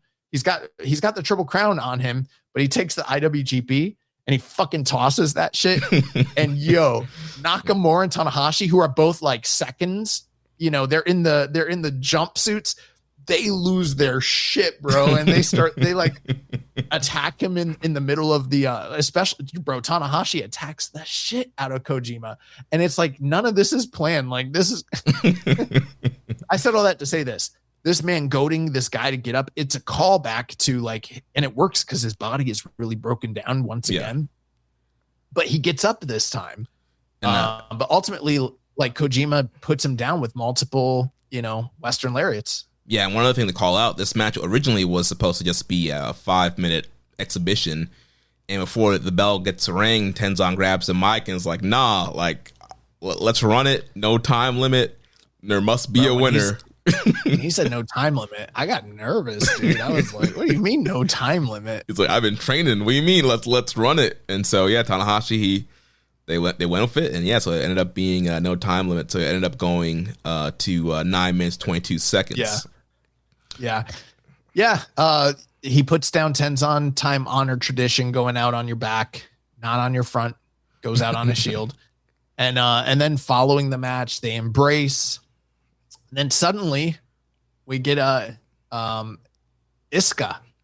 That was unexpected, coming out looking crazy as shit. And for years, he looks in like almost better shape than like when he was like last active. Yeah, he looks good. He comes out, and there had been that lingering story from a few years ago when he was still part of Suzuki-gun, and he had turned on Tenzan many years ago, and then he became the crazed maniac. And this was like during the clap crowds and the pandemic, and Iska was getting ready to retire. He's one of the guys who's like, I don't give a fuck about the crowds. I'll go out. He's like, I'm done. I'm done. But Tenzan was part of like his retirement, and the whole build was, is he going to be able to break the spell of the wild man and get him to come back to the Hantai side and embrace him? Mm-hmm. And they almost did it, and then he still stayed in character. Put the claw on that map. Put the claw on that fucking dude. Bow. So he comes out, and you think they're going to do that this time. And he's like, nah, fuck that shit. And he fucking attacks him again. But then Kojima steps in and he's like, he tells him, wake up, bitch. And Yo, Kojima had to hit that man with a Koji cutter and be like, and then it's suddenly like he breaks out of the spell. It reminds me of the time when Randy Savage decided to elbow drop Hulk Hogan to revive him. And and then he breaks out of the spell and he hugs Tenzan. Long-term storytelling paid off that angle of Iska in that man with the claw during the retirement running off. They ran it back. The Ballad of the Golden Lovers, Tenzan and Iska. It's right there. He was pleading. He's like, "Hey, wake up, please wake up, Iska." And so did all this that. Is very much bloodlineism. A lot of melodrama there. Yeah, so they shook hands, but he didn't leave the gimmick. He was still the wild man. He left. He attacked Mikami, the announcer that he always attacks, stripped the shirt off, ran through the crowd. You gotta be true to yourself. Yeah. You gotta be true to yourself, Jeremy. Yeah. Can't drop the gimmick just because he's not the Undertaker. He's not gonna go out and start a podcast with his fucking wife and shit, exposing the business. Ethan Saber, does the spirit still live on in that claw? Is Taichi next for the gimmick? Let us know, Ghetto. Yeah, they got rid of that claw so many years ago. It's done. Well, Taichi had took it and was supposed to be like the new keeper of it, but I think they retired it, remember? Yeah, but then Iska came back at one point, stole it again. Yeah. Well, it had been retired and then they brought it back out and then he stole it, but yeah. And then from there, all the flowers, all the legends, the big send off for Tenzan, which is so deserving. And one big thing here is he was for many a year Mr. August, Mr. G1. This guy won the G1 finals multiple times, finaled multiple times, had some of the best G1 finals, and had some of the greatest matches in the company's history in this building. And it was a very fitting way for him to go out. Yeah, and I'll see tons of legends, Riki Choshu, Muto, they had my boy Kanemoto put a video in, Kendo Kashin came out there. So yeah, they had tons of legends out there to pay their respects, and great closing angle there, great ceremonies. Yeah, great way to end the career of Tenzan. Ethan says Tangaloa should have won the claw in that ladder match. Yeah, don't remind us of that ladder match. That was that was a low point in New Japan. Yeah. Before we get to the finals, one thing that we got to talk about that I didn't put on the rundown, but it happened on the show. So at some point, I forget exactly where, I think it was before the semifinals, they went to a video package, and we had AI Antonio Inoki. Oh boy. The AI Antonio Inoki coming out there announcing, obviously next year is the 55th anniversary of New Japan, and they officially announced Wrestle Kingdom 2027, January 4th. And yeah, what are we thinking about AI Antonio Inoki? Without getting into the AI stuff too much, like I have some mixed emotions about AI. Generally speaking, I'm not high on it. But where it really putting the ethical parts of it aside, the image creation shit freaks me out. I just don't fucking I don't like it. It doesn't sit right. It doesn't sit well with my soul, Jeremy. Just something fucking, it seems wrong. That shit is uncanny. So for them to have taken one of my favorite legends of all time and turn this dude. Now, here's the thing. I saw, I think it was Rich, friend of the show, Rich Latta. I think he said this is one of the most Inoki things. He would have wanted to be an AI. Maybe that's true. But how would we fucking know? His estate decided to do this without the man's consent. He's dead. God rest his soul. And I don't want to talk to AI Inoki, and AI Inoki fucking this is evil, dude. I don't like it. Yeah, it's weird. I mean, overall, I do think there are some good use cases for AI. I don't really think this is one of them. I joked in one of our chats. I'm like, is New Japan going to be the first to do like an AI generated match? Like, are we going to get like AI Inoki versus, AI Hashimoto in the main event or something? I've been joking with Rich about WWE doing something like that and them having like virtual reality matches in the future and shit. Yeah. And all that. But like, God, I don't like it, dude. I hate it. Yeah, it's weird. There's been a huge, the world is inundated with this stuff, but like Puroresu and Joshi are not, excluded from this. There has just been an inundation of AI across different promotions, whether it's music, promotion, marketing material, match graphics, match videos, you name it. They're not leaning into it as heavily as say like big juggernaut like WWE has recently, but it's still all over the place. And I'm just not, I agree. I do believe, and this might sound controversial, I think there are some good uses of it potentially, but using it for wrestling is not one of those world bettering potential things that they use it for. Yeah. All right, so I think that's it for the semifinals. We can now jump in. Let's go through the finals here. So this past Sunday, August 16th, we had from Ryogoku Sumo Hall reported attendance 7,260, which is a little down from the night prior. We had the House of Torturers Kanemaru show, Doki and Yujiro Takahashi. They defeated Masatori Yasuda, Taguchi, El Desperado, and Yoshihashi. Second match, Yano. Hold up, brother. Oh, my bad. So big thing here, towards the end, Sho put a Mystico mask over Yasuda's face and then let Doki apply the darkness stretch to tap out Yasuda. So essentially, staking their claim for the junior tag title. So yeah, in case you guys forgot, Desperado and Mystico are still the junior tag team champions. So here, the ceremonial kind of victory over the junior champs here and tapping out Yasuda with the Mystico mask on, setting up Doki and Sho to be contenders for the junior tag titles. Yano and Makabe defeated the United Empires, Zayn J and Francesco Akira. Yeah, so once again, we're seeing the establishing of most violent players, and we would see these guys later on in the night to get a better look at what the tag title picture is going to be looking like.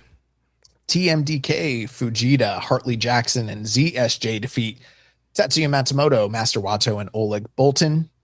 Yeah, Aaron Wolf was supposed to be in this match, but it sounded like he had some kind of illness, so they weren't able to continue the tease of Fujita and Wolf here. On commentary, they did tease, Bolton's an openweight champion. Maybe Fujita can go after him, but ultimately, TMDK gets momentum, and yeah, either Fujita or Zach seems like they're going to be in line to challenge Aaron Wolf. Fourth match of the night, Callum Newman, Great-O-Khan, and Hanare defeated the Unbound Companies, Daiki Nagai, Oscar, and Yuto Ice. Yeah, so UE getting the momentum here, and the post-match was just kind of a hot mess here. All these guys brawling. You had the most violent players coming out as well and brawling. So, again, seems like we're setting up a three-way situation for the IWGP tag team titles. So yeah, they attacked the Knockout Brothers after Knockout Brothers kind of posed with the tag team titles, taking out Hanare and Okan. And so they're brawling to the back, kind of big schmalls. And then Newman, of course, was still pissed with Nagai because towards the end of this match, like Nagai was just getting all these hot moves on Newman. Crowds fully behind Nagai, and it looked like, during one of the undercards, Nagai adopted the Drilla Killer.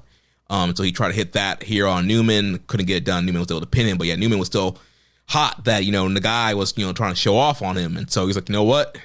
The payment is your head. This man, Newman, goes outside, gets the sword, and holds the sword up to Nagai's head. And then we get Gato coming out to make the save. And he's like, oh, hold on. He's like, calm down. He's like, I got the guy. You have a bad attitude. I got the guy that can change your attitude. And the music hits, and out comes Jeff Cobb.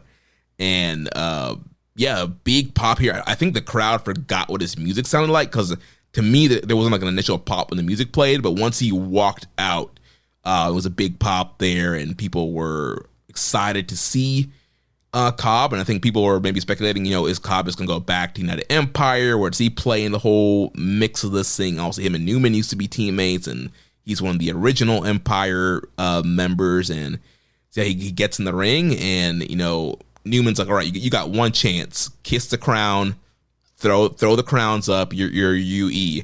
And then Gato's on the side kind of holding up the unbound fist, and Cobb ends out laying out Newman, throws up the fist with Gato, and Jeff Cobb is officially a part of the Unbound company and will be feuding with Callum Newman. And we had a couple questions here. MJ saying, I thought Jeff Cobb retired. Anyway, where do you think he slots in, and why do you think he's unbound? I was hoping he would come back as the monster Matanza Cueto, or some variant of that gimmick. I don't think they own the trademark, but honestly, bro, I see Jeff Cobb coming in very much in the what is his name? Tamatonga role. That's why I think he came in here. I think it's because they, I don't know. The only other like gaijin that I can think of that's Hantai that's like pretty significant would probably be like Oleg Boltin. And I don't think he's going to be past Oleg Boltin. I think it's sort of like, hey, you jumped. It's not your fault, but they, you fucking ruined one of our big title matches. We're happy to have you back as a talent, but we're not going to like, this might look on the surface to some people like, okay, he's working Callum. There's this story of their history together and, Callum's ascension and everything. And maybe it will be a quote unquote quasi big program, but long term, I think that they're cooling this man's jets is what this shit says to me, honestly. Yeah, I think that, maybe it'll be obviously a good entry point for him, but I kind of think maybe, Newman probably has to win this feud at some point, however long it goes. Yeah, so, I mean, good to see him back. Also, he's still very talented and, kind of an interesting position there in the Unbound company. But, I think when you look at the landscape, it's like, where can you slot him to where he's not kind of really jumping somebody? He's not going to surpass Tsuji. He'll probably be kind of in line with Shingo. He's not going to surpass like Ito Ice and Oscar. So, I kind of think, Unbound is kind of the right spot for him. And similar question from Les Commission 7252 saying, happy to see Cobb return, but wouldn't it be better for him to group back with UE instead of Unbound? Because honestly, both groups feel occupied enough to be accepting another guy. I think that him coming into the UE, his spot has sort of been taken by some of the other entrants into that group, and him coming in sort of dilutes a little bit of what those guys have going on. I know that there's questions about the injury with Jake Lee, and maybe that could fill a void there, but I don't feel like they needed that void to be filled right now. Honestly, Antai is generic as fuck. I think they're bringing him in to cool this man's jets. I think he is getting very much the Kushida treatment. Like, we're happy to have you here. We're going to give you an angle. As long as you don't get hand, foot, and mouth disease, you're going to get a little run. You're going to get, but you're here to have a comfortable position on this card, putting other people over and working, good matches.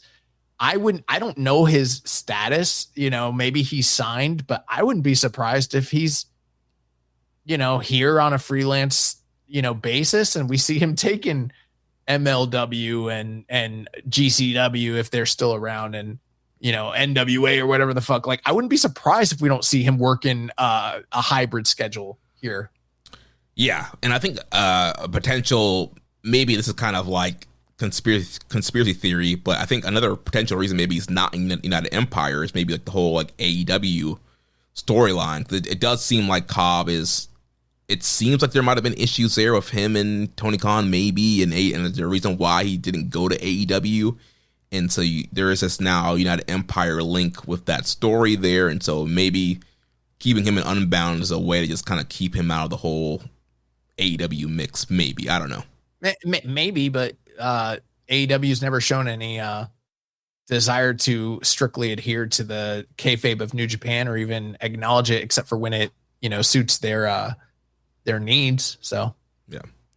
But either way, I do think it adds another wrinkle to the whole United Empire story and what's been going on with Newman and Ospreay, which we did have a question from MJ. Is Ospreay versus Callum a Wrestle Kingdom match this year or not? That was always my belief. I haven't followed up on this, but it feels like that might be,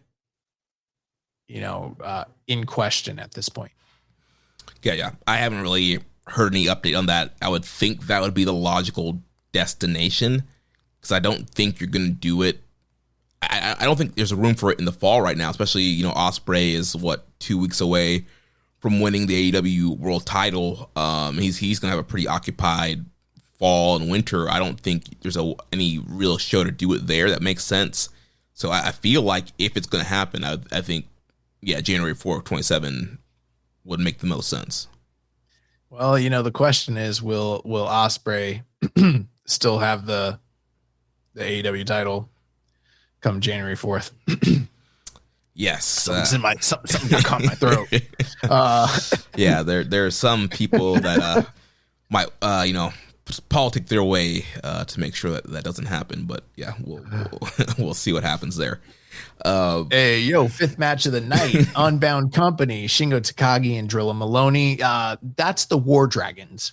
Yes, sir. Yes. They defeated the Death Riders, Wheeler Yuta and Gabe Kidd. Question from Few Shoulders 2780. Since Wheeler Yuta appeared in the semis and finals, Shingo seemingly calling out Claudio, would you be interested in seeing younger AEW wrestlers come for a tour or two? I would want to see Wheeler Yuta and Daniel Garcia do a tag league.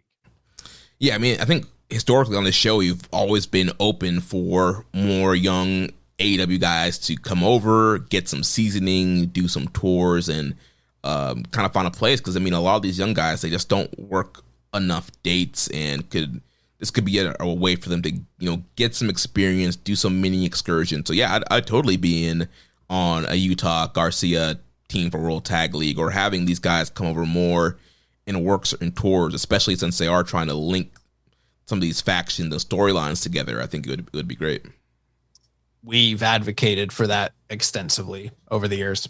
Yeah. Sixth match of the night. My bad. So this was, the continuation of the Drilla and Gabe storyline. So this time, Drilla and Shingo got the win, and then Utah got killed here. He got hit with the Drilla Killer and the Last of the Dragon here to get the win. And then there was a video posted on social media in the backstage where Gabe and Drilla were exchanging words with each other, and it got really heated. And essentially, Drilla being like, I was the one that was always here for you, and you left and your head's not right again. And, and Gabe kind of going back and forth with him as well, and being, you should be with us. What are you doing here? This kind of a thing. And, Drilla's like, I'm not going to be, like, what's going to happen is I'm going to beat you for that belt, and you're going to go back to the hotel room. I'm not going to be next door in that hotel room. And they're just going in on each other, build it up really heated. And so that's an upcoming title match that's going to be coming up in Kobe. I think they're doing a great job of heating up this Drilla and Gabe Kidd match.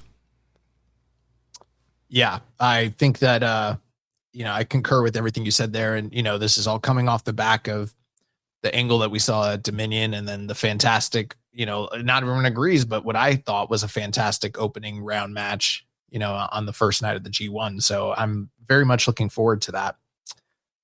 Following this match, we had the House of Torture, the New Japan debut. Not that he's never wrestled here before, but as a full-fledged roster member, Shun Skywalker teaming with Sonata and Ren Narita. They defeated the team of Satoshi Kojima, Taichi, and Konosuke Takeshita. We have quite a few questions here regarding this match and angle. Yeah, so Rainbow and Slam Picks, it said Shun Skywalker joining House of Torture and immediately having a pretty decent match give you hope for an improved Hot, or dread that Gato will go crazy booking them again?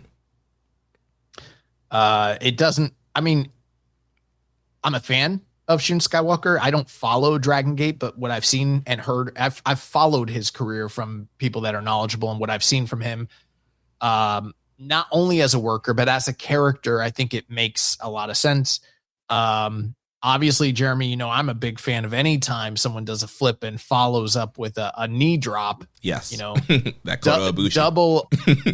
Yeah. Like Ibushi, double, or like a speedball back in the day. Yeah. Fucking, you know, double V trigger off the, you know, flipping double V trigger. I love that shit. But we've seen a lot of people get hampered down with this gimmick. It could be, I mean, if anything, do you want it to potentially be a boost? Sure. But House of Torture is House of Torture. You know, it's a gimmick. Yeah. I mean, I from what like you said, I haven't, you know, followed Shun's full career, but also we've seen him here and there. He has a decent cage match profile, and a lot of people that I respect and follow his career, said, you know, great things about him. So a little bit optimistic. I mean, you got to think, you know, the kind of the rumors are, you know, a lot of the guys in House of Torture are, you know, just kind of checked out or complacent or very happy with their roles and don't really want to elevate it to anything else more than what it is. And so with Shun coming in, you know, fresh guy, bigger stage, one would hope that he is motivated to have a impactful New Japan run, and maybe with him there is a jolt that can make it more compelling, and maybe there is a different twist to it. However, you know, you mentioned, you know, looking back at history for stuff and what can past performance tell us about, you know, future predictions. And when you look at the past performance of House of Torture, it seems like no matter how many talented guys that they inject into that faction, it doesn't change the outcome of what that faction is and the outcomes of that. So, hey, did he do cool shit? Was he a little slightly flashy here? Sure. Was there whiskey, spit? Was there Kane's, you know, hit? Ref distraction. Was there distractions? Was there ref bumps? There was still House of Torturism. If that shit's not going away, he's going to be hampered with the gimmick, you know? Yeah. Then from Native, he says, where do you see Shun Skywalker going at NJPW? Will this also help House of Torture not be dog shit? Well, we've addressed the quality thing. In terms of where I see him going, I think he has somewhat of an uphill battle in front of him. From my understanding, management, talent, they're high on him. That's great. He's not a small talent, but he's not a big talent either. He's not huge stature wise. Mm-hmm. And if you think about it, Jeremy, off the top of my head, I can't think of a single heavyweight masked domestic star in New Japan. And if there's been one, it's been, or even just in Japan in general, you know what I mean? It's been many, many, many years. So it is going to be interesting to see, like, he's not a dojo system guy, came from abroad. He came from Dragon Gate, which is sort of like Dragon Gate's it's a real place. They've taken stars from there and done things with them, but it's also kind of like this, you know, when people talk about the big companies, they talk about the Tokyo based companies, Noah, All Japan, DDT, but you know, they're Osaka based, and you know, it's junior based, and it's, you know, Lucha Rezu, and it's sort of this different thing. And I think he's got an uphill battle in front of him.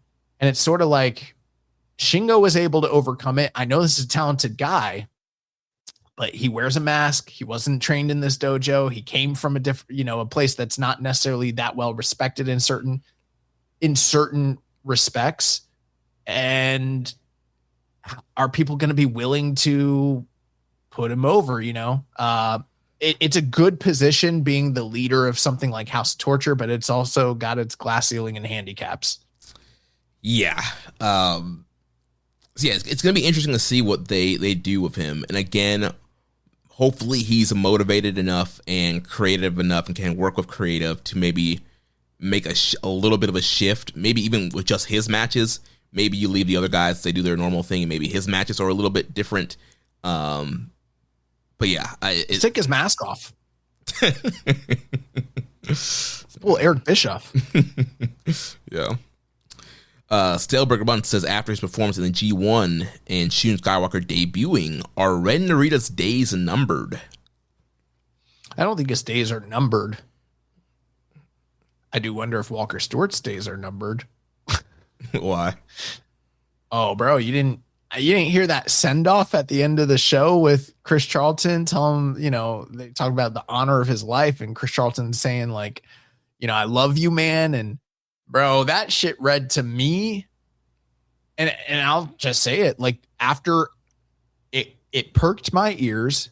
And then in our Discord, there was some chirping going on of rumors. Now, I don't know where or what, but, and I'm not saying I haven't looked into it personally, so I don't know anything, but man, the way he was talking, the way that Charlton was, giving him the bro, you would have thought that one of us was leaving the show. Like, you know what I mean? I love you.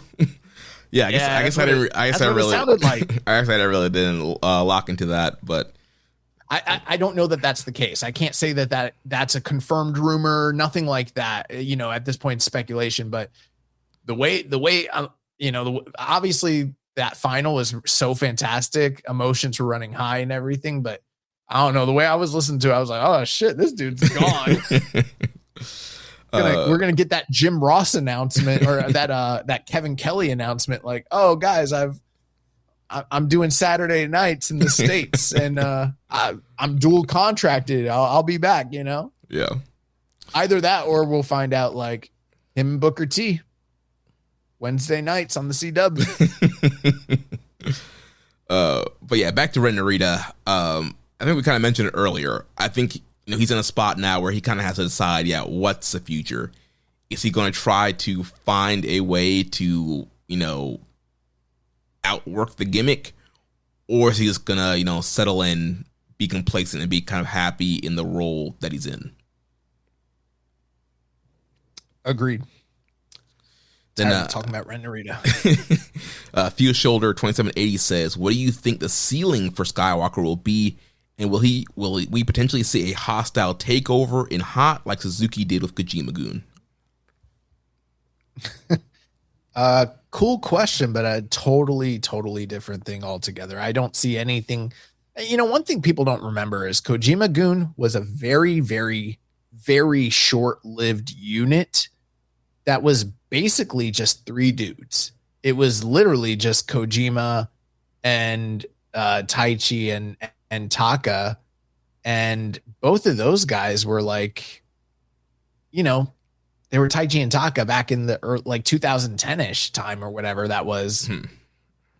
It would be like, to give you an example, someone overthrowing either just three guys or the Strong Style trio. It was a trio. It wasn't even really a full-fledged. I mean, it was a quote-unquote faction. Had it continued, they probably would have added people, but it's not the same thing. And it's very rare that you see like someone get ousted. I don't think we're going to be looking at Shun Skywalker coming in and then getting ousted and someone taking over he just got here, Yeah. And Ethan Saber saying, was Evil not the peak of a superstar in Suzuki-gun and Hot?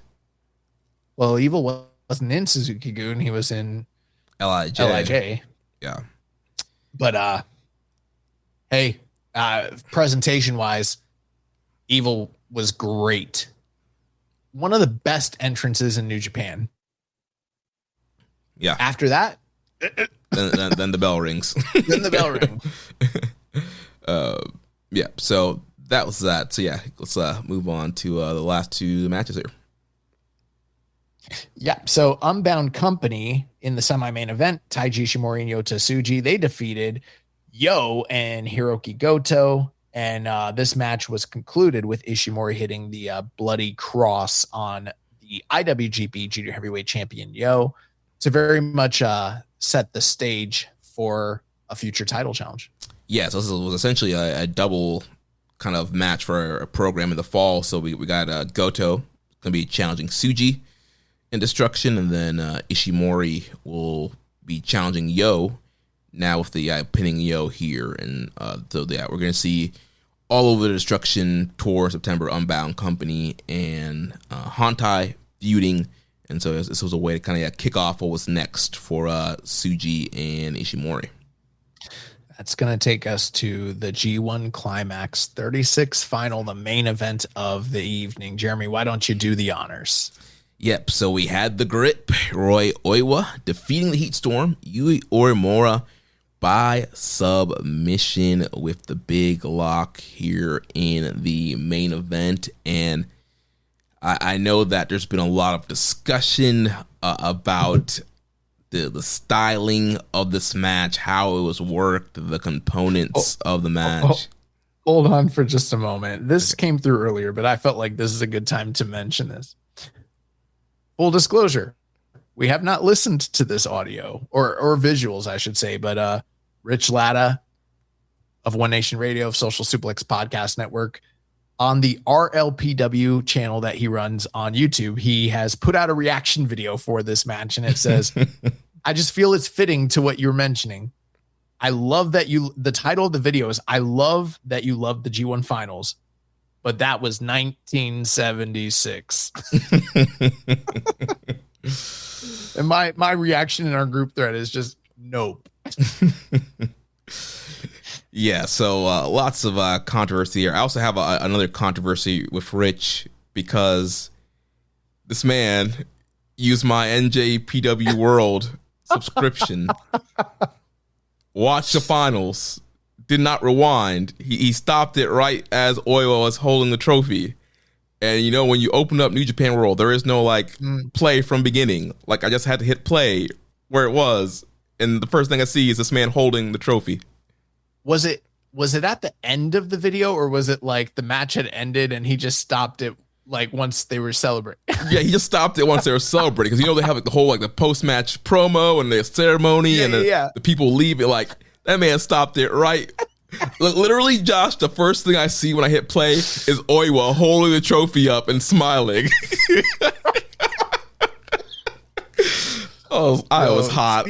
Dude, I had spent, because the thing was, I was able to watch all of the show except the main event right before church, and I had to go to church, and then I had to go. My nephew had a hockey game I had to go watch, and so that was literally the only thing I had not watched, and I had it queued up right to where after the VTR of that match played, and then I came back and it was at the end of the match, and I was spoiled. Speaking of, so I have shared my password with not many, but several individuals over the years. But I think a lot of the people I've shared them with have either stopped using it or kind of forgotten the password.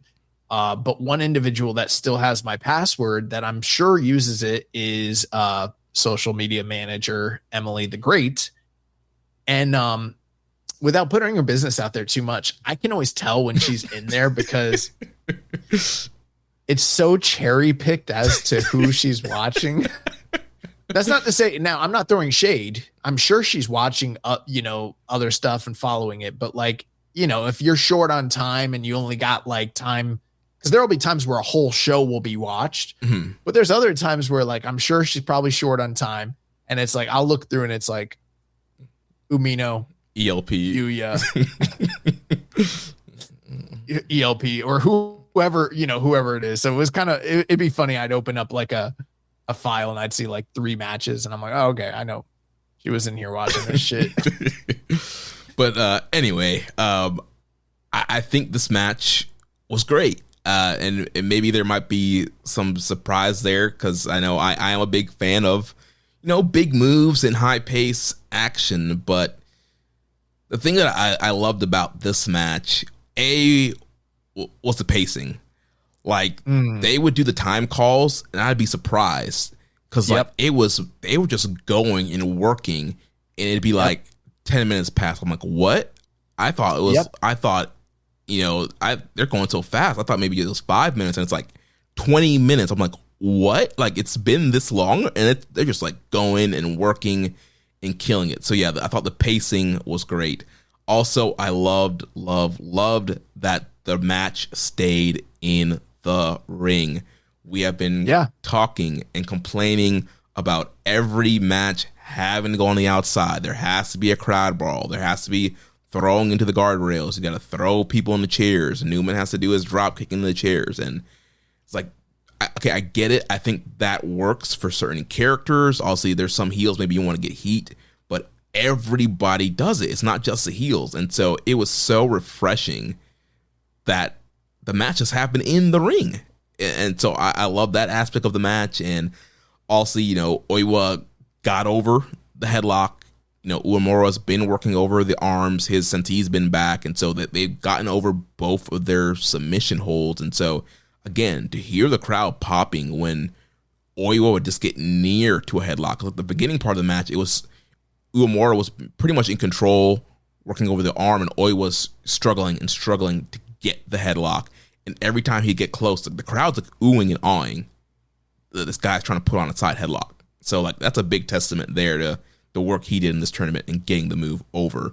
And it was just like, they talk about Tokon and fighting spirit. Well, I feel like this match kind of demonstrated what fighting spirit is, where you have two guys that are, fighting for their hold and not giving up, and like the exchanges and counters.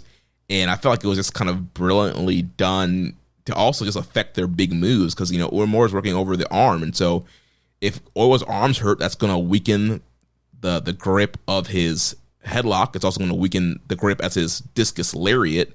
And so that was brilliant. And then also with Uemura trying to just, work the headlock, that's going to stop Uemura. A grounded Uemura can't arm drag. He can't hit a deadbolt suplex if he's on his stomach with his head being crunched. So yeah, I thought all that was worked great as well. So I think there's so much there. And then you get to the later on in the match, and they are doing the big moves. They're doing big suplexes. They're doing big lariats. This was worked. I get it. I can kind of get what Rich is saying with, well, they're doing holds, work around holds. It's kind of old school style or whatever. But like, I don't know. I felt like the pace was much faster than any old school match. And I don't know. I found it, even being spoiled, I found it compelling of what they were doing. And like, I saw some of Rich's comments as I was watching the match, and I was kind of ready to be in the Rich camp and be like, what are we doing here? These long holds. We go to indie shows, and if guys slap on a sleeper in a minute after the match, we're like, no rest holds, get up and get working. But as the match went on, man, I got sucked in. I didn't feel like they were rest holds. I feel like they were actually working for a submission and trying to, hurt their opponent. And I think that the work that they've done getting their moves over is going to elevate when other people do those moves. So now when guys slap on a side headlock in the match, like, it's not just a rest hold. It's not just a transition move. It's like, oh, if you're strong enough, you can squeeze your opponent into submission. Like, we're seeing Oiwa do this. So when other guys throw on a side headlock now, yeah, it's not their finisher. However, it's not unplausible to think, oh, that's a real submission attempt, and you can get a near fall off of that. And the same thing with Uemura as he works over the arms. We know plenty of people do arm bars and wrist locks and stuff like that. I think, again, that just makes it more realistic that, yeah, if a guy learns how to do an arm bar correctly or a top wrist lock correctly, the arm is open for submission. That it's not just Zack Sabre who can do this stuff. Like, anybody who masters, and Charlton said it beautifully on commentary, like, don't fear the guy that knows 1,000 moves, but fear the guy that has practiced one move 1,000 times. And the Bruce Lee quote. Yeah, and that's like, even like in amateur wrestling, that was like a big thing for us too. It's like, yeah, you can learn all the different styles of takedowns, but like drill. Right, but if the one guy can learn to do a double leg and he has a perfect double leg, it doesn't matter if you know all these different throws and takedowns. Like, if the guy's perfected the double leg and you can't stop the double leg, like, you're screwed. And so yeah, it's good to know all the moves, but yeah, kind of create your move set and learn the ones that you can perfect and nail it. And so yeah, there's just so much great about this match. But I've been going on and on. Josh, I know that you really love the match too. Yeah, I had a conversation. We keep mentioning Rich, and I feel like that's almost a little unfair. But the reality is I haven't been too much. I know that he's not alone. I'm sure that there are other fans that this might not be to their taste, and he is just a representation of that because he's our friend. I'm sure that this exists out there on the internet, but I just haven't really. It's not in my bubble, and I haven't really been active there. But me and him had a pretty lengthy conversation on Sunday, and I wish that we could have just recorded that audio because I felt like I did a great job. And there's so many things I do want to say. I might even go a little long here, so just bear with me. But I will say this is I happened to just awaken in the middle of the night around 3 or 4 p.m., like a.m., just randomly. I didn't intend to, and that's not usual for me, but I just pulled up my phone. I was kind of doom scrolling, and then I saw Emily tweet, and she's like, I'm so locked in for this main event. And I was like, oh shit. Like, I don't like to tune into New Japan World if the match is going to, sometimes it's like, I know it's going to be in the middle of the match, and I don't want to join it in the middle of it. Yeah. You can't really rewind. Yeah. And she's like, I'm so tuned in. And I was like, let me check. Is it like, I tune it on, and like Uemura's walking out, and I'm like, oh shit, I've made it live. Like, I don't think I've ever made it live, or maybe it's like been once in the past for a New Japan final. So I thought that was like really, really, really cool. And then, so I feel like that kind of helped. Anytime you watch a match live and it's highly anticipated, the stakes are high, it elevates your enjoyment of the match. Obviously I thought that the chances that Uemura was probably, the rumor had been that he was a likely favorite to win the match. But at the same time, Oiwa was coming in to this match with so much fanfare and this kind of gigantic push. Both guys are from similar generations, and it was really, I was torn as to who realistically, because you have to think beyond, okay, what's the next step? Where are we going? Is it an October defense? Is it a January defense? And how does that work depending on who wins here? So it was a tough call. And I did start to kind of lean like they might just fucking have Oiwa do this shit, but I didn't know. This match, like you said, I felt like even though it was worked in an older school style, the pacing of it was fantastic, to where they hit the 10-minute call and Charlton was on commentary.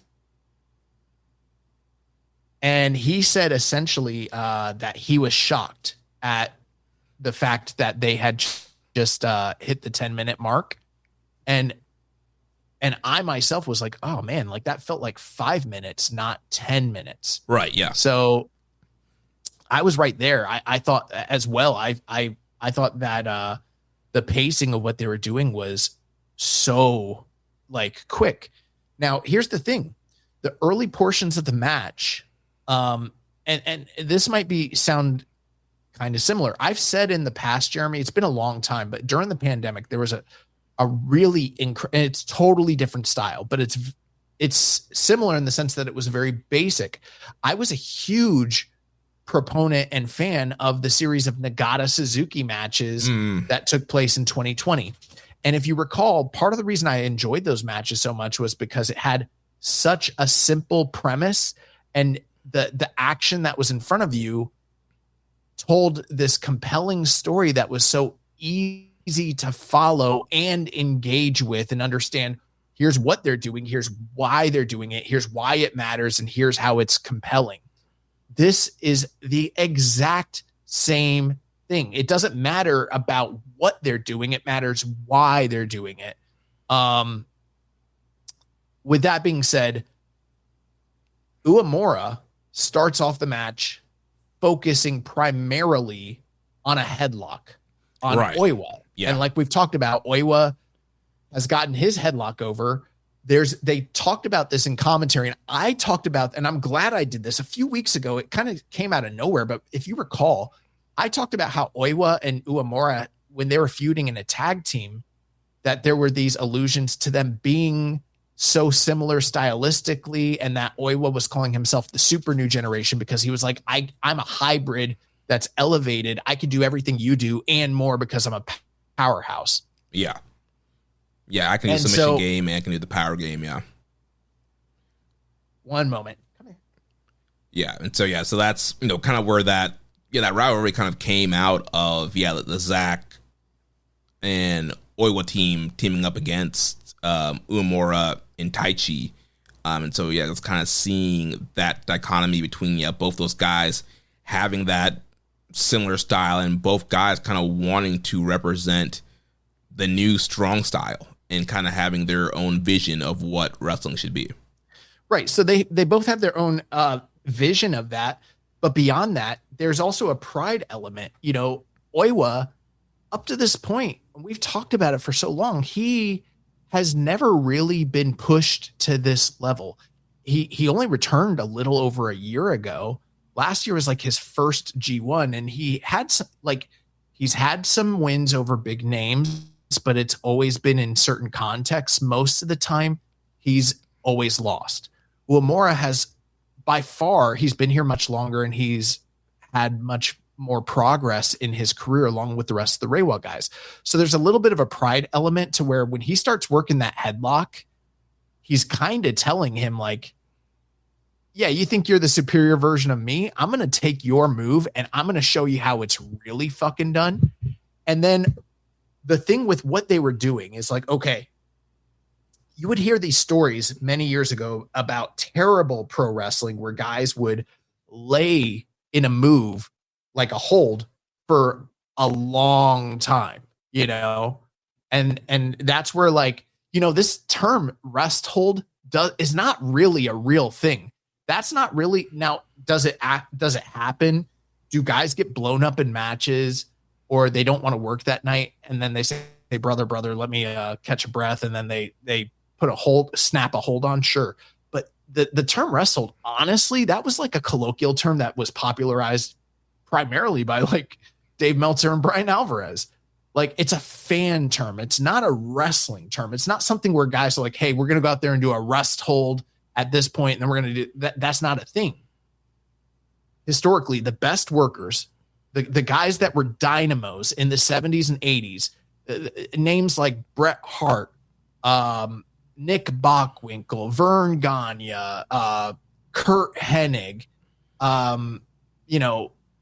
Ricky Steamboat, people that were never considered boring, never considered subpar, and considered state-of-the-art wrestlers and true blue professionals. They worked this style. And what is the style? The style is, we're going to work holds, but we're going to work the hold. And what that means is they tell a story that is compelling using the wrestling hold. These moves that they're using, wrist locks, head locks, arm scissors, these are the foundational, fundamental elements of what pro wrestling is. They're not a regression of what pro wrestling is. They are what you have to learn to become a pro wrestler. They are literally the dojo system. And there is an element of pro wrestling this year in New Japan where there is a rejection of the Western kind of, not to say that New Japan's going away from this. We've seen plenty of it throughout the year. Plenty of guys do what wrestlers do in the West, but there has somewhat been a rejection of it, especially amongst the Reiwa generation, where they say, no, we're going to do strong style. We're going to do what Nick Gotch and Billy, or Carl Gotch and Billy Robinson and Inoki did. And we're going to elevate what has made New Japan distinct and great. A lot of this stems back to when we saw Yota Tsuji defeat Takeshita in the Tokyo Dome with the Boston Crab. That was the genesis of what this is.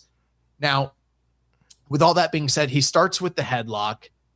Then, and every time, like, here's what's awesome about it. He's not laying on the mat in a headlock. And this is not me like trying to cover for them. This is just literally what happened. Oiwa is trying his damnedest to get out of this headlock. And every single time he tries a maneuver, a reversal, this dude keeps holding on to it. He keeps slapping it on. He keeps finding fundamental ways to continue this. Now, Jeremy, I am going to tell you, I don't know if you thought about this. We haven't talked about it. The guy that is most Western influenced of anybody from this Reiwa generation, it is Yuya Uemura.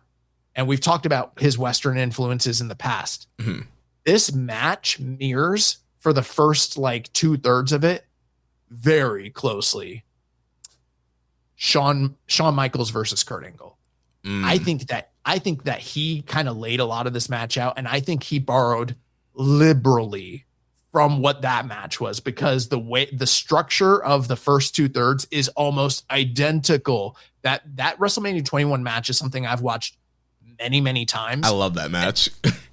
Bro, he's doing the Shawn shit. He's doing what Shawn did to Kurt when Shawn would decide, especially later in his career, I'm going to prove to people that I can wrestle. And he would start putting people in holds. And he did the same thing. The extended headlock, the extended short arm scissors. This is something he did to Angle, Undertaker, a few other guys. Probably too. Jericho, that 08 feud. Yeah. So he leaves the headlock and then he goes into top wrist locks. He goes into the short arm scissors, and Oiwa is not able to figure these things out. Like they're transitioning. They're going. And it's like, yeah, he is using simple holds, but he's wearing this guy out and he's sunning him. He's basically saying like, you're still my fucking young boy. I'm the real tactician. I'm the real technical genius here. You still got a lot to fucking learn, kid. And then it is the story of what you mentioned, that when he transitioned to the arm, he is weakening this guy's ability to utilize the grip, and he's softening the ability for him to utilize the grip. But there's pride at play. Another thing too, what makes this match really special, number one, the crowd is engaged just enormously for everything. They're not quiet and, respectful while this stuff, and then going ooh and ah when they transition. They are life and death with every single thing that these guys are doing. Mm-hmm. So it's like, this is something I've said before, and some people don't agree with it, but how good a match is isn't just based on necessarily the high spots of a match or the work rate, although those things matter. It's the crowd reaction to it. And like you've mentioned, they've done a fantastic job getting these more basic fundamental moves over. But I also think a lot of it comes down to how, this is a Pavlovian response to what they've conditioned this audience for throughout the course of this tournament. I don't have the numbers for this, but I can just go out on a limb and say, I've been watching New Japan for a long time, watched a lot of G1 Climaxes. I can't recall any G1 Climax that's had this many stoppage finishes and submission finishes. Yeah. And a lot of those, and then also a lot of, they always have a lot of these, but a lot of leverage pins. And these two guys are two of the most pronounced practitioners of those two things, submissions and leverage pins. So when you get to the point where the crowd can believe that anything could potentially win a match and finish it, then it makes this final more important. The other thing, so there is some context. Now, I do think that the match stands on its own. Do I think it stands on its own the way that if you jumped into Ricochet and Ospreay, having seen nothing else, and actually you don't really need to have seen anything else, but just jump into that with no context. You don't know who these guys are, and you can just enjoy it for the art that it is. Maybe for an outside viewer who's not invested in the characters, the story arc, and the tournament, less impact. I do think the match holds up on its own, though, without having known those things. But if you've followed the tournament, you followed these guys' careers, and this crowd evidently has, it really elevates things to another level. The other thing too is you have to take into account the wear and tear that has been put on their bodies, not just in kayfabe, but in reality, and a lot of the work that they're doing on one another. It's a continuation of the damage that both of them were incurring all throughout the tournament, but namely in the semifinal matches that both of them were involved in. So it's like the very next night, and it's a continuation of that story. But eventually Oiwa is able to take over and start, putting that grip on. Every single time he put his headlock on, the crowd believed that it could have been a finish. Mm-hmm. That's why it matters. But then he's having to struggle through basically I got a broken wing. I don't know how I'm going to beat this guy because he's more advanced than me. He's earned more, blah, blah, blah. But I'm having to rely on brute strength and power. And like you said, fighting spirit, the token of it all. And he's like, damn it, I'm going to tap this motherfucker out with this headlock, no matter what it takes. And then eventually it does build to the suplexes and it does build to the strike exchanges. Was this the traditional, did it break into the extended slap strike sequences and, forearms to the chest and chops somewhat? But was it like the epic level that you historically would, have come to know from a New Japan House style main event? No, but here's another thing that I thought was really impressive about this match. Some people would be like, okay, so the broad portions of the first 2/3 of the match really just revolve around 3 moves, essentially. There's not a lot of high flying. There's not a lot of flips. Like, are these guys going out there and doing now? Don't get me wrong. I don't think that they are incapable of doing the athletic style of wrestling that guys in the West are doing. Like, were they going out there and doing the kind of creative things that they do in Mexico? Or like, for instance, like when Swerve wrestled, when he returned and he wrestled Bandito, they did some stuff that I've never seen before and was like blown away. Did they do stuff like that? No. But here's one thing that's important. By the time that Uemura was able to go to the top rope and hit his lion shiner, no one had gone to the top rope. And the crowd was believing that meant it could be a finisher. So the importance of what they were doing, the anticipation was so much higher. And not only that, these guys were kicking out of each other's finishers. We saw the deadbolt. We saw the shining elbow. We saw the lion shiner. We saw this guy hit the fucking discus lariat. Like, they were basically it putting the first 2/3 aside. If you're watching the final stretch, there's that idea of like a WrestleMania level match where you have to have a bunch of kickouts and finishes and false finishes and all that. Bro, they did that, Yeah. But if you don't know what their moves are, it might not mean as much to you because maybe, because you're not conditioned to know what they're doing. But for me and for you and for what we've seen in this tournament and what we've learned can finish a match, bro, like there were so many, I was biting on so many of the false finishes. Mm-hmm. And then these guys kept, bro, there was like around the 20-25 minute mark, I thought this match could be over. Once it hit 30, I thought it could be over, and they kept going. And then the exhaustion, it became like a war of attrition to where I'm like, oh my, anybody can win at any time. Couple last final things. The crowd support of Oiwa throughout the final courses of this match, maybe even through the halfway point.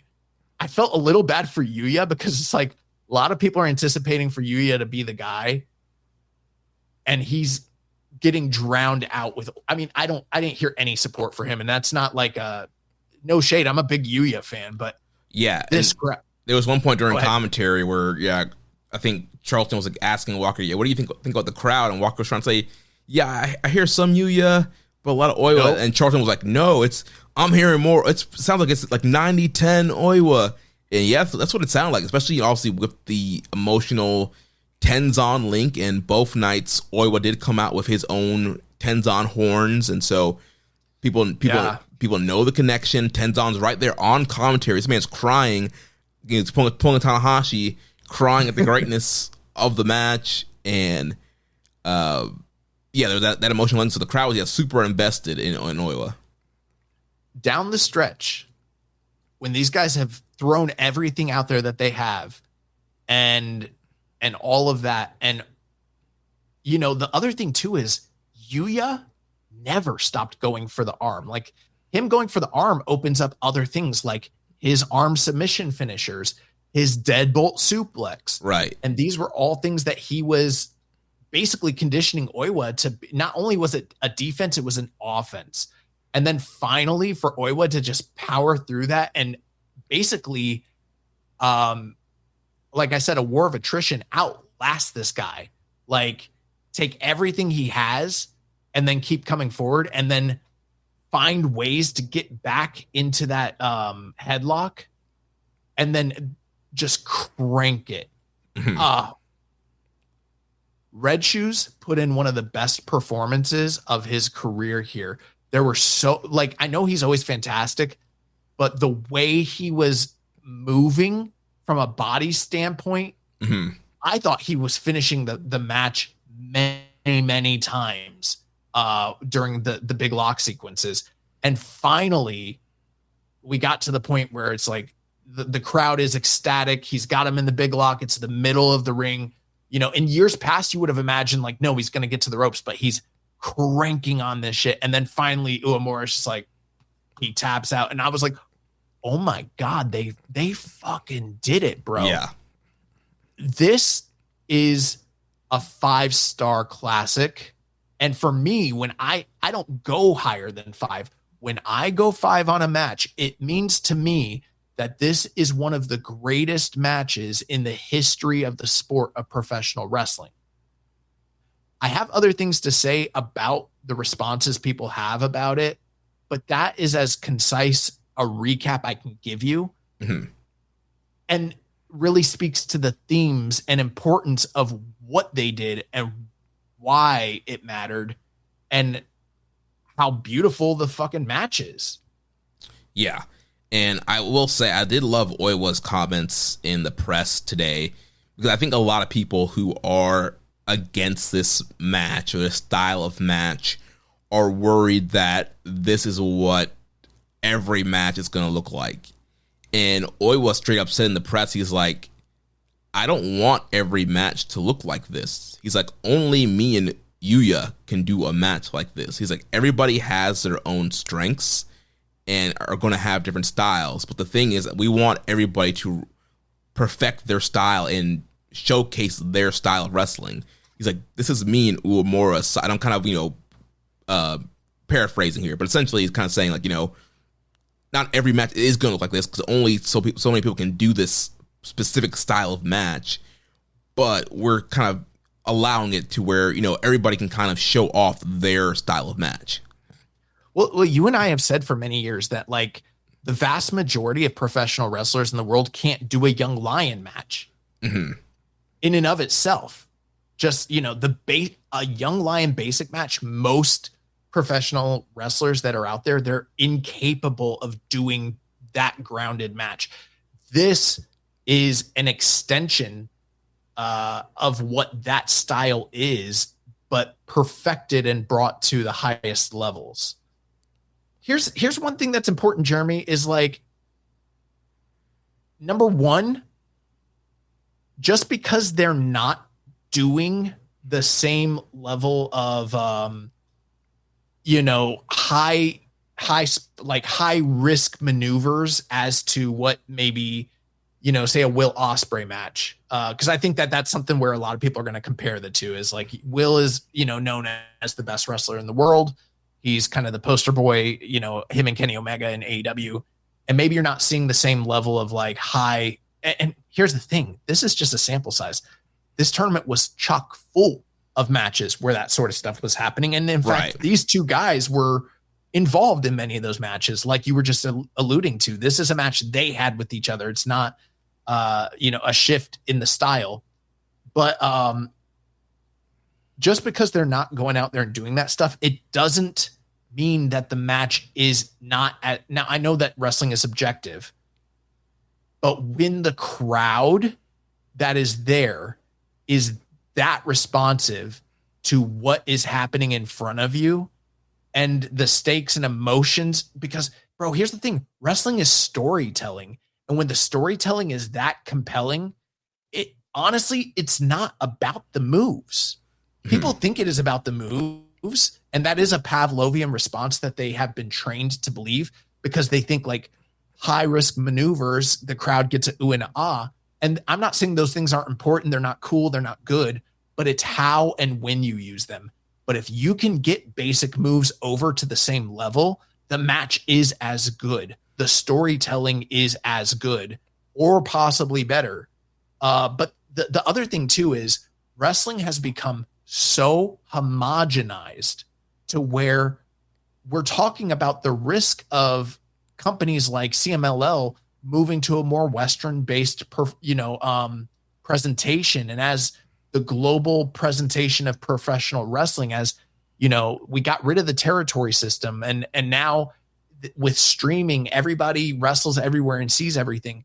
There's this risk of it all just being very samey across the board and kind of just emulating what guys in WWE and AEW do, and it all just kind of becoming very indie-rific. The idea that New Japan is investing not only in the young guys, but in what makes their dojo system special and differentiating it from what other people are doing, that is only a betterment to their brand, because here's the thing. Most of the guys that are doing the type of wrestling that people want to see came from this company. I'm not saying they're all dojo grown, but they came from here and then they left and now they're gone. And so people are complaining because the talent that they have here, truth be told, generational talents like Kota Ibushi and Kenny Omega and Tetsuya Naito, most people in the world historically have never been able to do what they can do. So the expectation that you want all of these young talents to be stars, but also be able to do everything that they can do, it's just not going to happen. But the idea that these guys can go out there, make themselves stars and do what they can do, and what they can do are things that those guys couldn't do and that the rest of the wrestling world cannot do, is a thing that makes the company special. It makes those talents unique and special. And it is, for me, and this is the last thing I'll say about this topic, wrestling is a spectrum and it has a wide variety of styles. And you know, you can have a match that is literally just a death match with almost no wrestling moves, and it can be a classic. You can have a match that is, just a spot like the TLC match from WrestleMania 17, which is, a Demolition Derby. There are, you can have a lucha 2 out of 3 falls, whether it's a walk-in brawl, mask, bloody match, or whether it's the Maestro match, it doesn't matter. There are so many different types of stylings of professional wrestling and what it can be, what it is, and everything like that. For me, though, when wrestling is sporting, when it is emulating what a real sporting contest is, proving who is the best, that's when, for me, it's the best. And this is the closest thing to that we have seen in many, many years. Don't get me wrong. I do love AEW. I love a lot of the things that they do. And I know that that's going to be the dichotomy here, is like comparing like Swerve and Hangman and Osprey and everything like that. And if that's what you like the most, absolutely. Those guys are fantastic. And this is totally different. Mm-hmm. But if everybody is out there just doing that, which to me, in some ways, I'm not a what's his name? I'm not a Jim Cornette guy. Right. And I'm not like video game ass wrestlers or whatever. I've heard that thing, but there is a point to where wrestling does become kind of Power Rangers. It does kind of become anime. It becomes Goku, and there's nothing wrong with that, but there does have to be some groundedness as to what makes professional wrestling sport. And sometimes what those guys are doing is not sport. It is just power scaling. And this is much, much closer to what the Four Kings did in All Japan. This is so much closer to what the Musketeers were doing in the 90s. This screams to me 70s All Japan Pro Wrestling, and I understand. I think that anyone who thinks this is a regression is so short-sighted and misunderstands the elements of what makes pro wrestling work and is special. Yeah. Well, we got about 30 minutes left here, and there's a lot of questions. So let's try to run through these. Yeah, we'll run through those. So Rambo and Slam Tick says, "We gripping boys." Yeah, I mean, I think for a long time, our biggest complaints about Oiwa, I'll be honest, and Jeremy, maybe you can speak to this. I've always been higher on Oiwa than you. Since he came back, now I've never been totally sold. There have been, for me, I've seen holes in the game, and I didn't necessarily love the original version of the grip. But I've been higher on him. And for you, you've been many times where people are like, this is the guy, this is the guy, this is the guy. And you're like, I'm not told. You've been a fan, but you haven't been totally sold. Yeah, because I think from day one, people are like, oh, he's Nick's ace. And I'm like, he's very good, but I wasn't seeing it just yet. And I think there were some things that he wasn't fully clicking just yet. Like now I think he kind of fully understands who he is. There is a meaning, I think, behind the grip nickname now. Like I know he was doing the lariat, but honestly, I feel like the implementation now of the big lock makes the grip nickname make so much more sense now. And I just feel like, I think he's more of a full performer than he was when he first came back from Excursion. I agree. He says, how do you feel this tournament as a whole will be looked at in retrospect? Do you believe this will be seen as a key moment when the next era of New Japan began to solidify? I do. I think that this is the turning point for where this company has needed to be. Easily the best, and we've been saying this from the beginning, but it's bore itself out. The best G1 Climax since before the pandemic. And honestly, Jeremy, bolts to nuts. One of the best G1s we have ever covered, bro. Regardless of when. I was thinking that I was trying to think back. Our first G1 that we reviewed would have been 2018, and so looking through again 2018 to now, I'm like, this is in contention for the top 3 G1s that we've reviewed in the era of this show. Easily. I agree. Easily. I agree.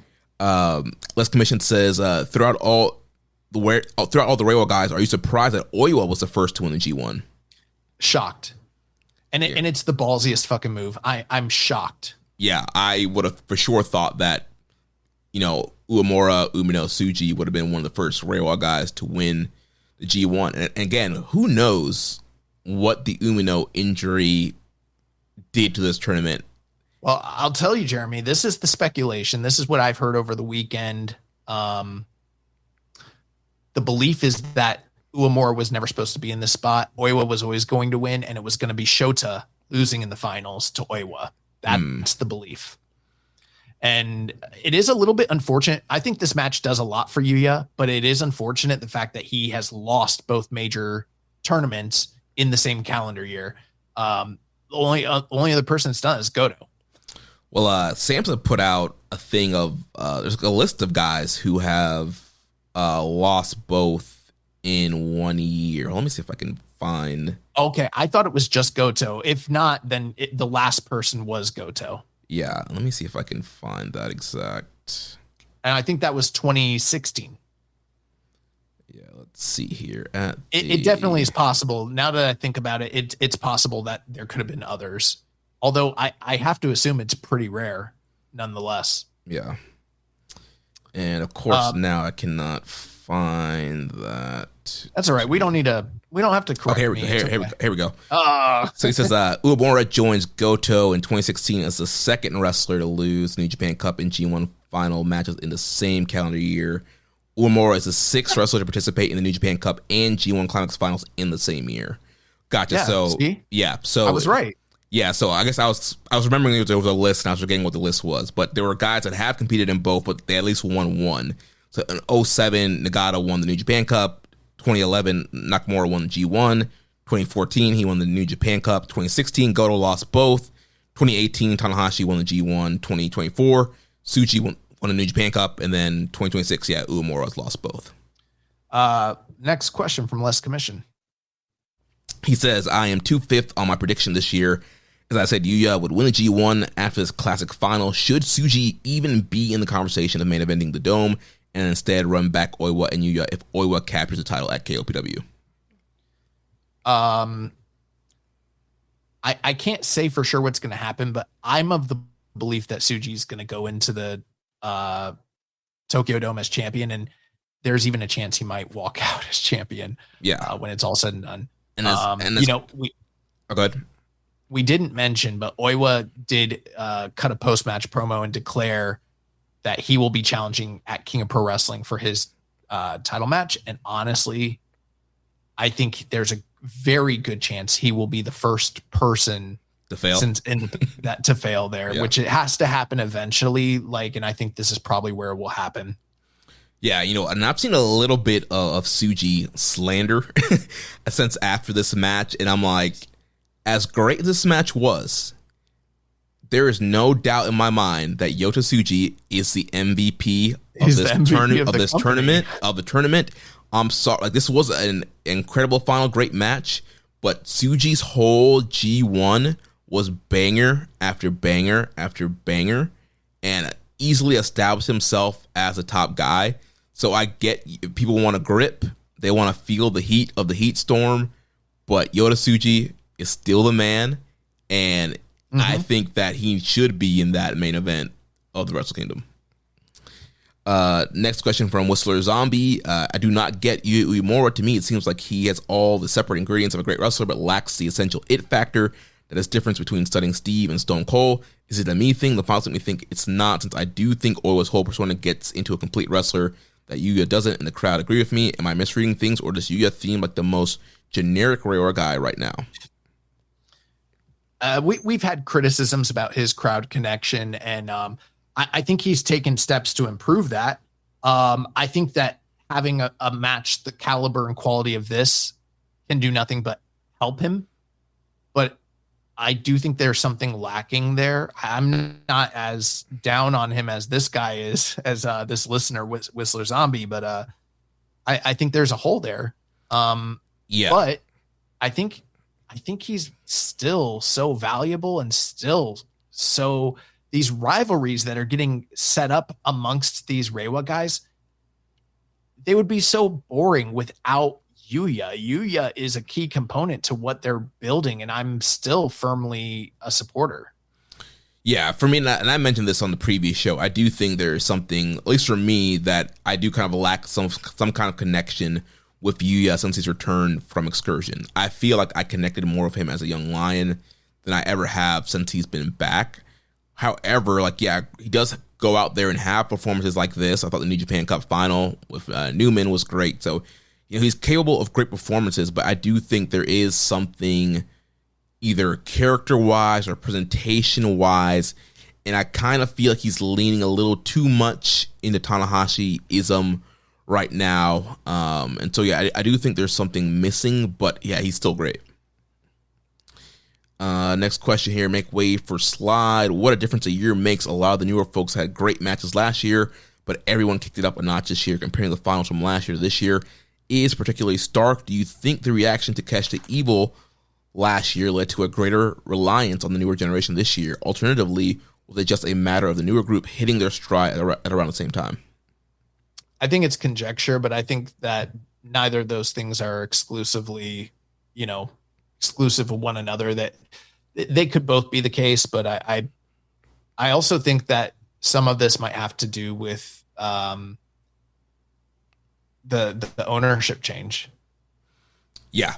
But I do think that he mentioned kind of coincide. I do think that, people kind of rejected Evil versus Takeshita versus, now all these young guys are kind of hitting at the right time. Series of questions here from Death Triangle 720. Do you think for 3 years in a row having the winner of the G1 challenge before Wrestle Kingdom is a good idea? Can't get into it too much, but I think that we've talked on the show a lot about the positives and the negatives of those two methods. I I'm not opposed to it. I mean, like, I liked what they did before, but I think that this new, and it seems like going forward, this is probably what it's going to be. I think that this can definitely work, and it opens up new creative opportunities. And I think that as long as the audience isn't conditioned to believing that this has to, be an automatic 1/4 thing, and the expectation becomes it's an October thing, I think it's okay. Yeah, especially, we've mentioned too, you look back in the history of G1 Climax, like the Wrestle Kingdom thing started with Okada's 2012 win, but you look back throughout history, there are several, August, September, October, January, like it wasn't always a Tokyo Dome thing. And I do think there is, I don't think you want to heavily rely on it being October every year. Because then again, then that gets old too. But I do think it's a shakeup, and it's kind of like the defining thing of this era of where they're going with the title match. He also said, "Would you agree that this G1 Climax final was the best presentation of the new generation?" Absolutely. Yeah. He says, "Let's say Oiwa loses against Tsuji. What do you think he can do from there?" Jeremy, I'm not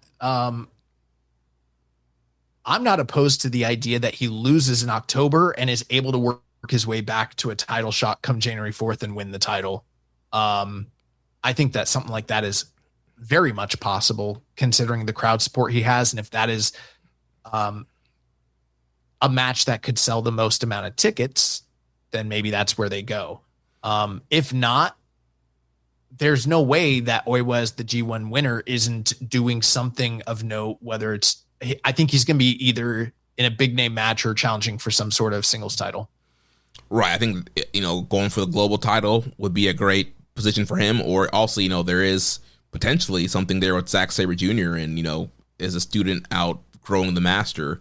And I think a showdown with him could be at the Dome could be great as well. And also he says, do you think it's likely that we see a Yuya versus Oya rematch at Wrestle Kingdom? Yuya has a win over Tsuji. He can definitely challenge after Goto's match. No, I don't think so. Yeah, I think he's not really looking at the full counter because, the Goto-Tsuji match is September, then Tsuji-Oiwa will be October. That only really leaves you Power Struggle. And I guess that you could do Yuya-Tsuji there, but I don't know. There's also Bolton who's got a title shot in his pocket too. So, it's possible, but I don't know. We have a question from MJ Does PR. Let's kick that one. I would like to dedicate some time to that. Maybe let's do that one next week. Okay. That dude named Minute says Oil win the title in October. I've been counting him out for a while now. I didn't think he was going to beat Takeshita last week. I sure as hell didn't think he's going to win the G1. Could he win the title in October if they really want to strap the rocket to him? Absolutely. Yeah. I'm not counting on it. I think he's losing there because I just think for how much they've pushed him, it just makes sense that he would lose the first title shot and then chase. That's just what I think. Yeah, and I know that Gato has been changing some stuff up, but I still think he relies on, the heartbreak, the tragedy, to get people over. And so, yeah, I think, he got some triumph here, but the heartbreak is coming. And I think the heartbreak does help get Simpy and get people over. And so, yeah, I could see him losing. But again, it might be a don't count out the grip kind of scenario. And so I would be surprised if he won, but it'd be a good surprise. Games K90210 says, where do they go from here with Yuya? If it was me, I would say because he lost both of these tournaments, it puts him in a prime position to potentially win one of those tournaments next year. And if they handle him properly and if things align, I don't see any reason why he couldn't potentially win one of those tournaments. And that would have to sort of be his, his storyline. It's like, I failed these 2 times. I need to redeem myself. I don't see any reason why he couldn't win one of those tournaments. And if there's enough momentum, win the title and that be his redemption arc story. Although who knows, Shota Umino might have something to say about that. Yeah. I think for the remainder of this year, I mean, again, you could potentially have him challenge Tsuji at Power Struggle. Again, I think the global title is something that's been underutilized for this generation. For Yuya? What? Oh, you're saying Yuya. Okay, I get it, because he beat Tsuji in the semis. Right, yeah. So he could challenge at Power Struggle if they don't do like Bolton. But I do feel like the global title... Or Sonata. Yeah. I do feel like the global title has been underutilized for this generation, and it is kind of heating up with the Gabe and Drilla stuff and the Gabe and Umino stuff, but I do think the global title could be utilized as another top title, and I think having that on a guy like Uemura, who's trying to find his footing and trying to find his place, could be good. Next, Astronaut 623. How does Uemura work his way back into Wrestle Kingdom main event and against Oyo with the title? I think we've kind of addressed that. I don't think he will. Yeah. Doc says, first G1 finals with folks born in the 90s, and JPW pushing young guys more than any U.S. company. How does it feel to accept Sanshiro Takagi is saving wrestling? They're pushing young guys. Yeah. Ginger Infringer says, with Oiwa seemingly challenging at KOPW, is it crazy that the least confident I've been in G1 winner winning the title for Wrestle Kingdom the last 2 years when Takeshita and Zack challenged? I was practically 100% certain they were winning, but this year I could easily see Tsuji retaining, and we get him versus Umino or Uemura at Wrestle Kingdom. It's not really a question there, but more of a... It's not a question, but I agree with that logic. Yeah. And I agree. He says, follow up, if Oiwa doesn't win the title, do you think he could get a singles match between him and Zack of the Dome? Yes. Yeah, I think that's an easy layup right there. Then he says, how would you rank this G1 among the other ones this decade? It's the best G1 in the 2020s. Yeah, easily. Dragon Master Adam says, now that Yuya and Oiwa are basically nailed on to be generational rivals, how quickly do you go back to the rematch? Should they capitalize on the buzz and have Oiwa win the title at KOPW and then run a rematch at Wrestle Kingdom? Or should they continue with the Tsuji and Umino pushes while keeping an Oiwa-Yuya rematch for down the line? I wouldn't be surprised if Yuya and Oiwa open the G1 Climax next year. Yeah, I think that could be a great match. I mean, if they see money in it for the Dome, there are ways, title, non-title, to get to that. I also think there's obviously a link there between Uemura and Umino. There's links between Uemura and Tsuji. So there's a lot of different things they can do at the Dome. But yeah, I think that either way, I'd be fine if they try to save it for down the line or try to run it back sooner. Neo says, who raised their stock the most this G1 in your eyes? Who has become your special little guy this tournament? I gotta say, Oscar is growing on me tremendously. Raise their stock, it's Oiwa. And there's a few others, but it's Oiwa. Special little guy, Yuto Ice, Bombaclot. Yeah, I would also throw out Bolton. That's another guy that has raised his stock for me. And yeah, I think, Yuto Ice, has to be the special guy. Live Valley B381. Other than Oiwa, who are your biggest winners and losers coming out of the G1 heading towards Wrestle Kingdom?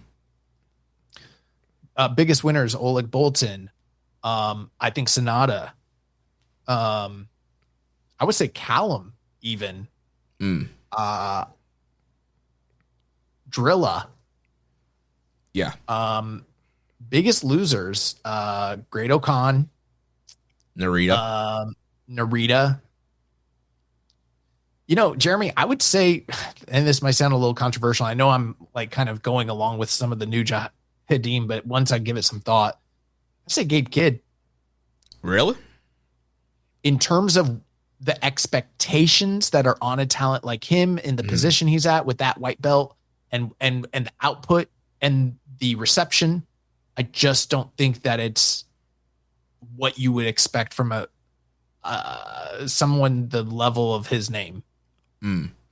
Yeah, I would kind of put him in the middle because I do still think he had some great matches, but yeah, I think maybe I'm grading on a curve because of who he is, not because I don't think he had a bad tournament, but I'm grading based on what are the expectations of someone like him versus what he did. Yeah. And then other losers, Goto. Next question here from Pussy Destroyer 13479. Pussy Destroyer. What do you consider was the best match in this year's G1? The final. For me, I still have Tsuji and Takeshita as my best match of the tournament by a quarter star margin. Staleburger Bun says, was Bushiroad holding NJPW back? I've wondered about that. I can't say for sure that's the case. I do wonder how much they might have had a say in creative, but I feel like the more likely aspect of it is Gato just being fucking fed up with his bosses and now has a little bit of, some room to breathe. I don't even know. I can't say it's like creative, like that, the executives are jumping into the creative, but maybe this guy just feels like, oh, that's a weight off my shoulders. Let's get back to business.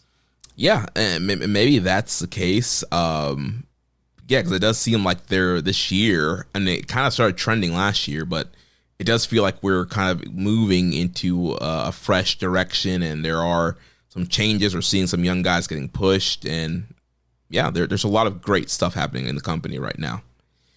Last note here, across all 19 shows of the tour, New Japan drew 50,487, and this is the biggest total since 2023, which is roughly a 17% jump over last year's 43,078. And I know that's huge. Yeah. One other thing, we didn't put it in here, but they did the fan awards. Yeah. I know the Technique Award, I believe Oiwa won that. Yes, and then Yuto Ice won, I think, the Fighting Spirit, and Bolton won, I think, Best Performance, something like that, like a performance award. One last thing too. It's probably been lost on a lot of people, but Oiwa was not listed in the 16 names when they announced the G1. He was a play-in guy, right? Yeah, he's the first person that had to play in to earn his spot and go to the finals and win this shit. Yeah, first time. That's a short-lived concept. They haven't done it for a long time, but no one that's won their way in has ever done this. Right, he ain't playing in next year. Yeah, so that was awesome. And so I know you want to grade everybody here before we wrapped up. So let's. I don't know that we have the time to do that. Okay. What do we got going? Next week? Well, we got plenty of time next week because Destruction and stuff doesn't kick off till September 6th. So I was going to have us dive into all the match announcements next week for what's coming up. Let's give our grades there, and then perhaps we're not going to do. It's going to be a week's delayed. We don't have to review those block nights, but maybe you can run through your like star rating totals and stuff like that on those nights, and we can kind of just do a quick recap there because we're gonna have some time next week anyways. Yeah, so we'll do grades next week. I can even do like our top 10 matches of the tournament, and then there was a bunch of stuff announced this morning for Destruction in Kobe, for Battle Line Hokkaido. So there's a lot of stuff coming up, and so we'll have more time to jump into that next week as well. Awesome. Well, it's been a pleasure, Jeremy. Play us out, but I'm going to go feed my dog. All right. Well, next week we'll be back to discuss the announcements of Destruction Tour, and we'll give our final G1 grades and top 10 matches and cover all its news. So remember, if you want to watch our show live or listen without ads, sign up at patreon.com/KI Strong Style. You can also make a donation by visiting socialsuplex.com/donate and clicking the donate button under the Keepin Strong Style logo. Make sure to connect with us on social media on X and Blue Sky. Follow us at KI Strong Style, at Socialsuplex, at Jeremy Donovan, at YB_Josh and Liger. On Facebook, follow us at facebook.com/Socialsuplex and the US Wrestling Explorer Total Facebook group. On Reddit, on the Pro Black Guy. And Josh is Keeping a Strong Style on YouTube. We're at Social Suplex. Join our Social Suplex Discord server to interact with us and other wrestling fans. You can email me, Jeremy, at socialsuplex.com. And check out all those shows that we have here on the Social Suplex Podcast Network. One Nation Radio with Rachel out of Indian Floyd. All from the Elite with Floyd and Austin. Imps, AEW Adventure. Wrestling Art with Chris Sings. The AEW Match Guy with Sir Sam Brown. Tone Talk with Ali and Leah. The Trish and Sarah Wrestling Podcast. And Joshing Around with Tim and Eric. Don't forget to subscribe and leave a rating and review.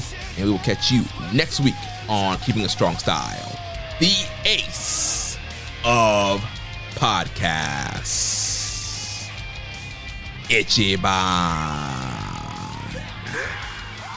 Thank you for listening to Keepin' It Strong Style. We'll see you next time.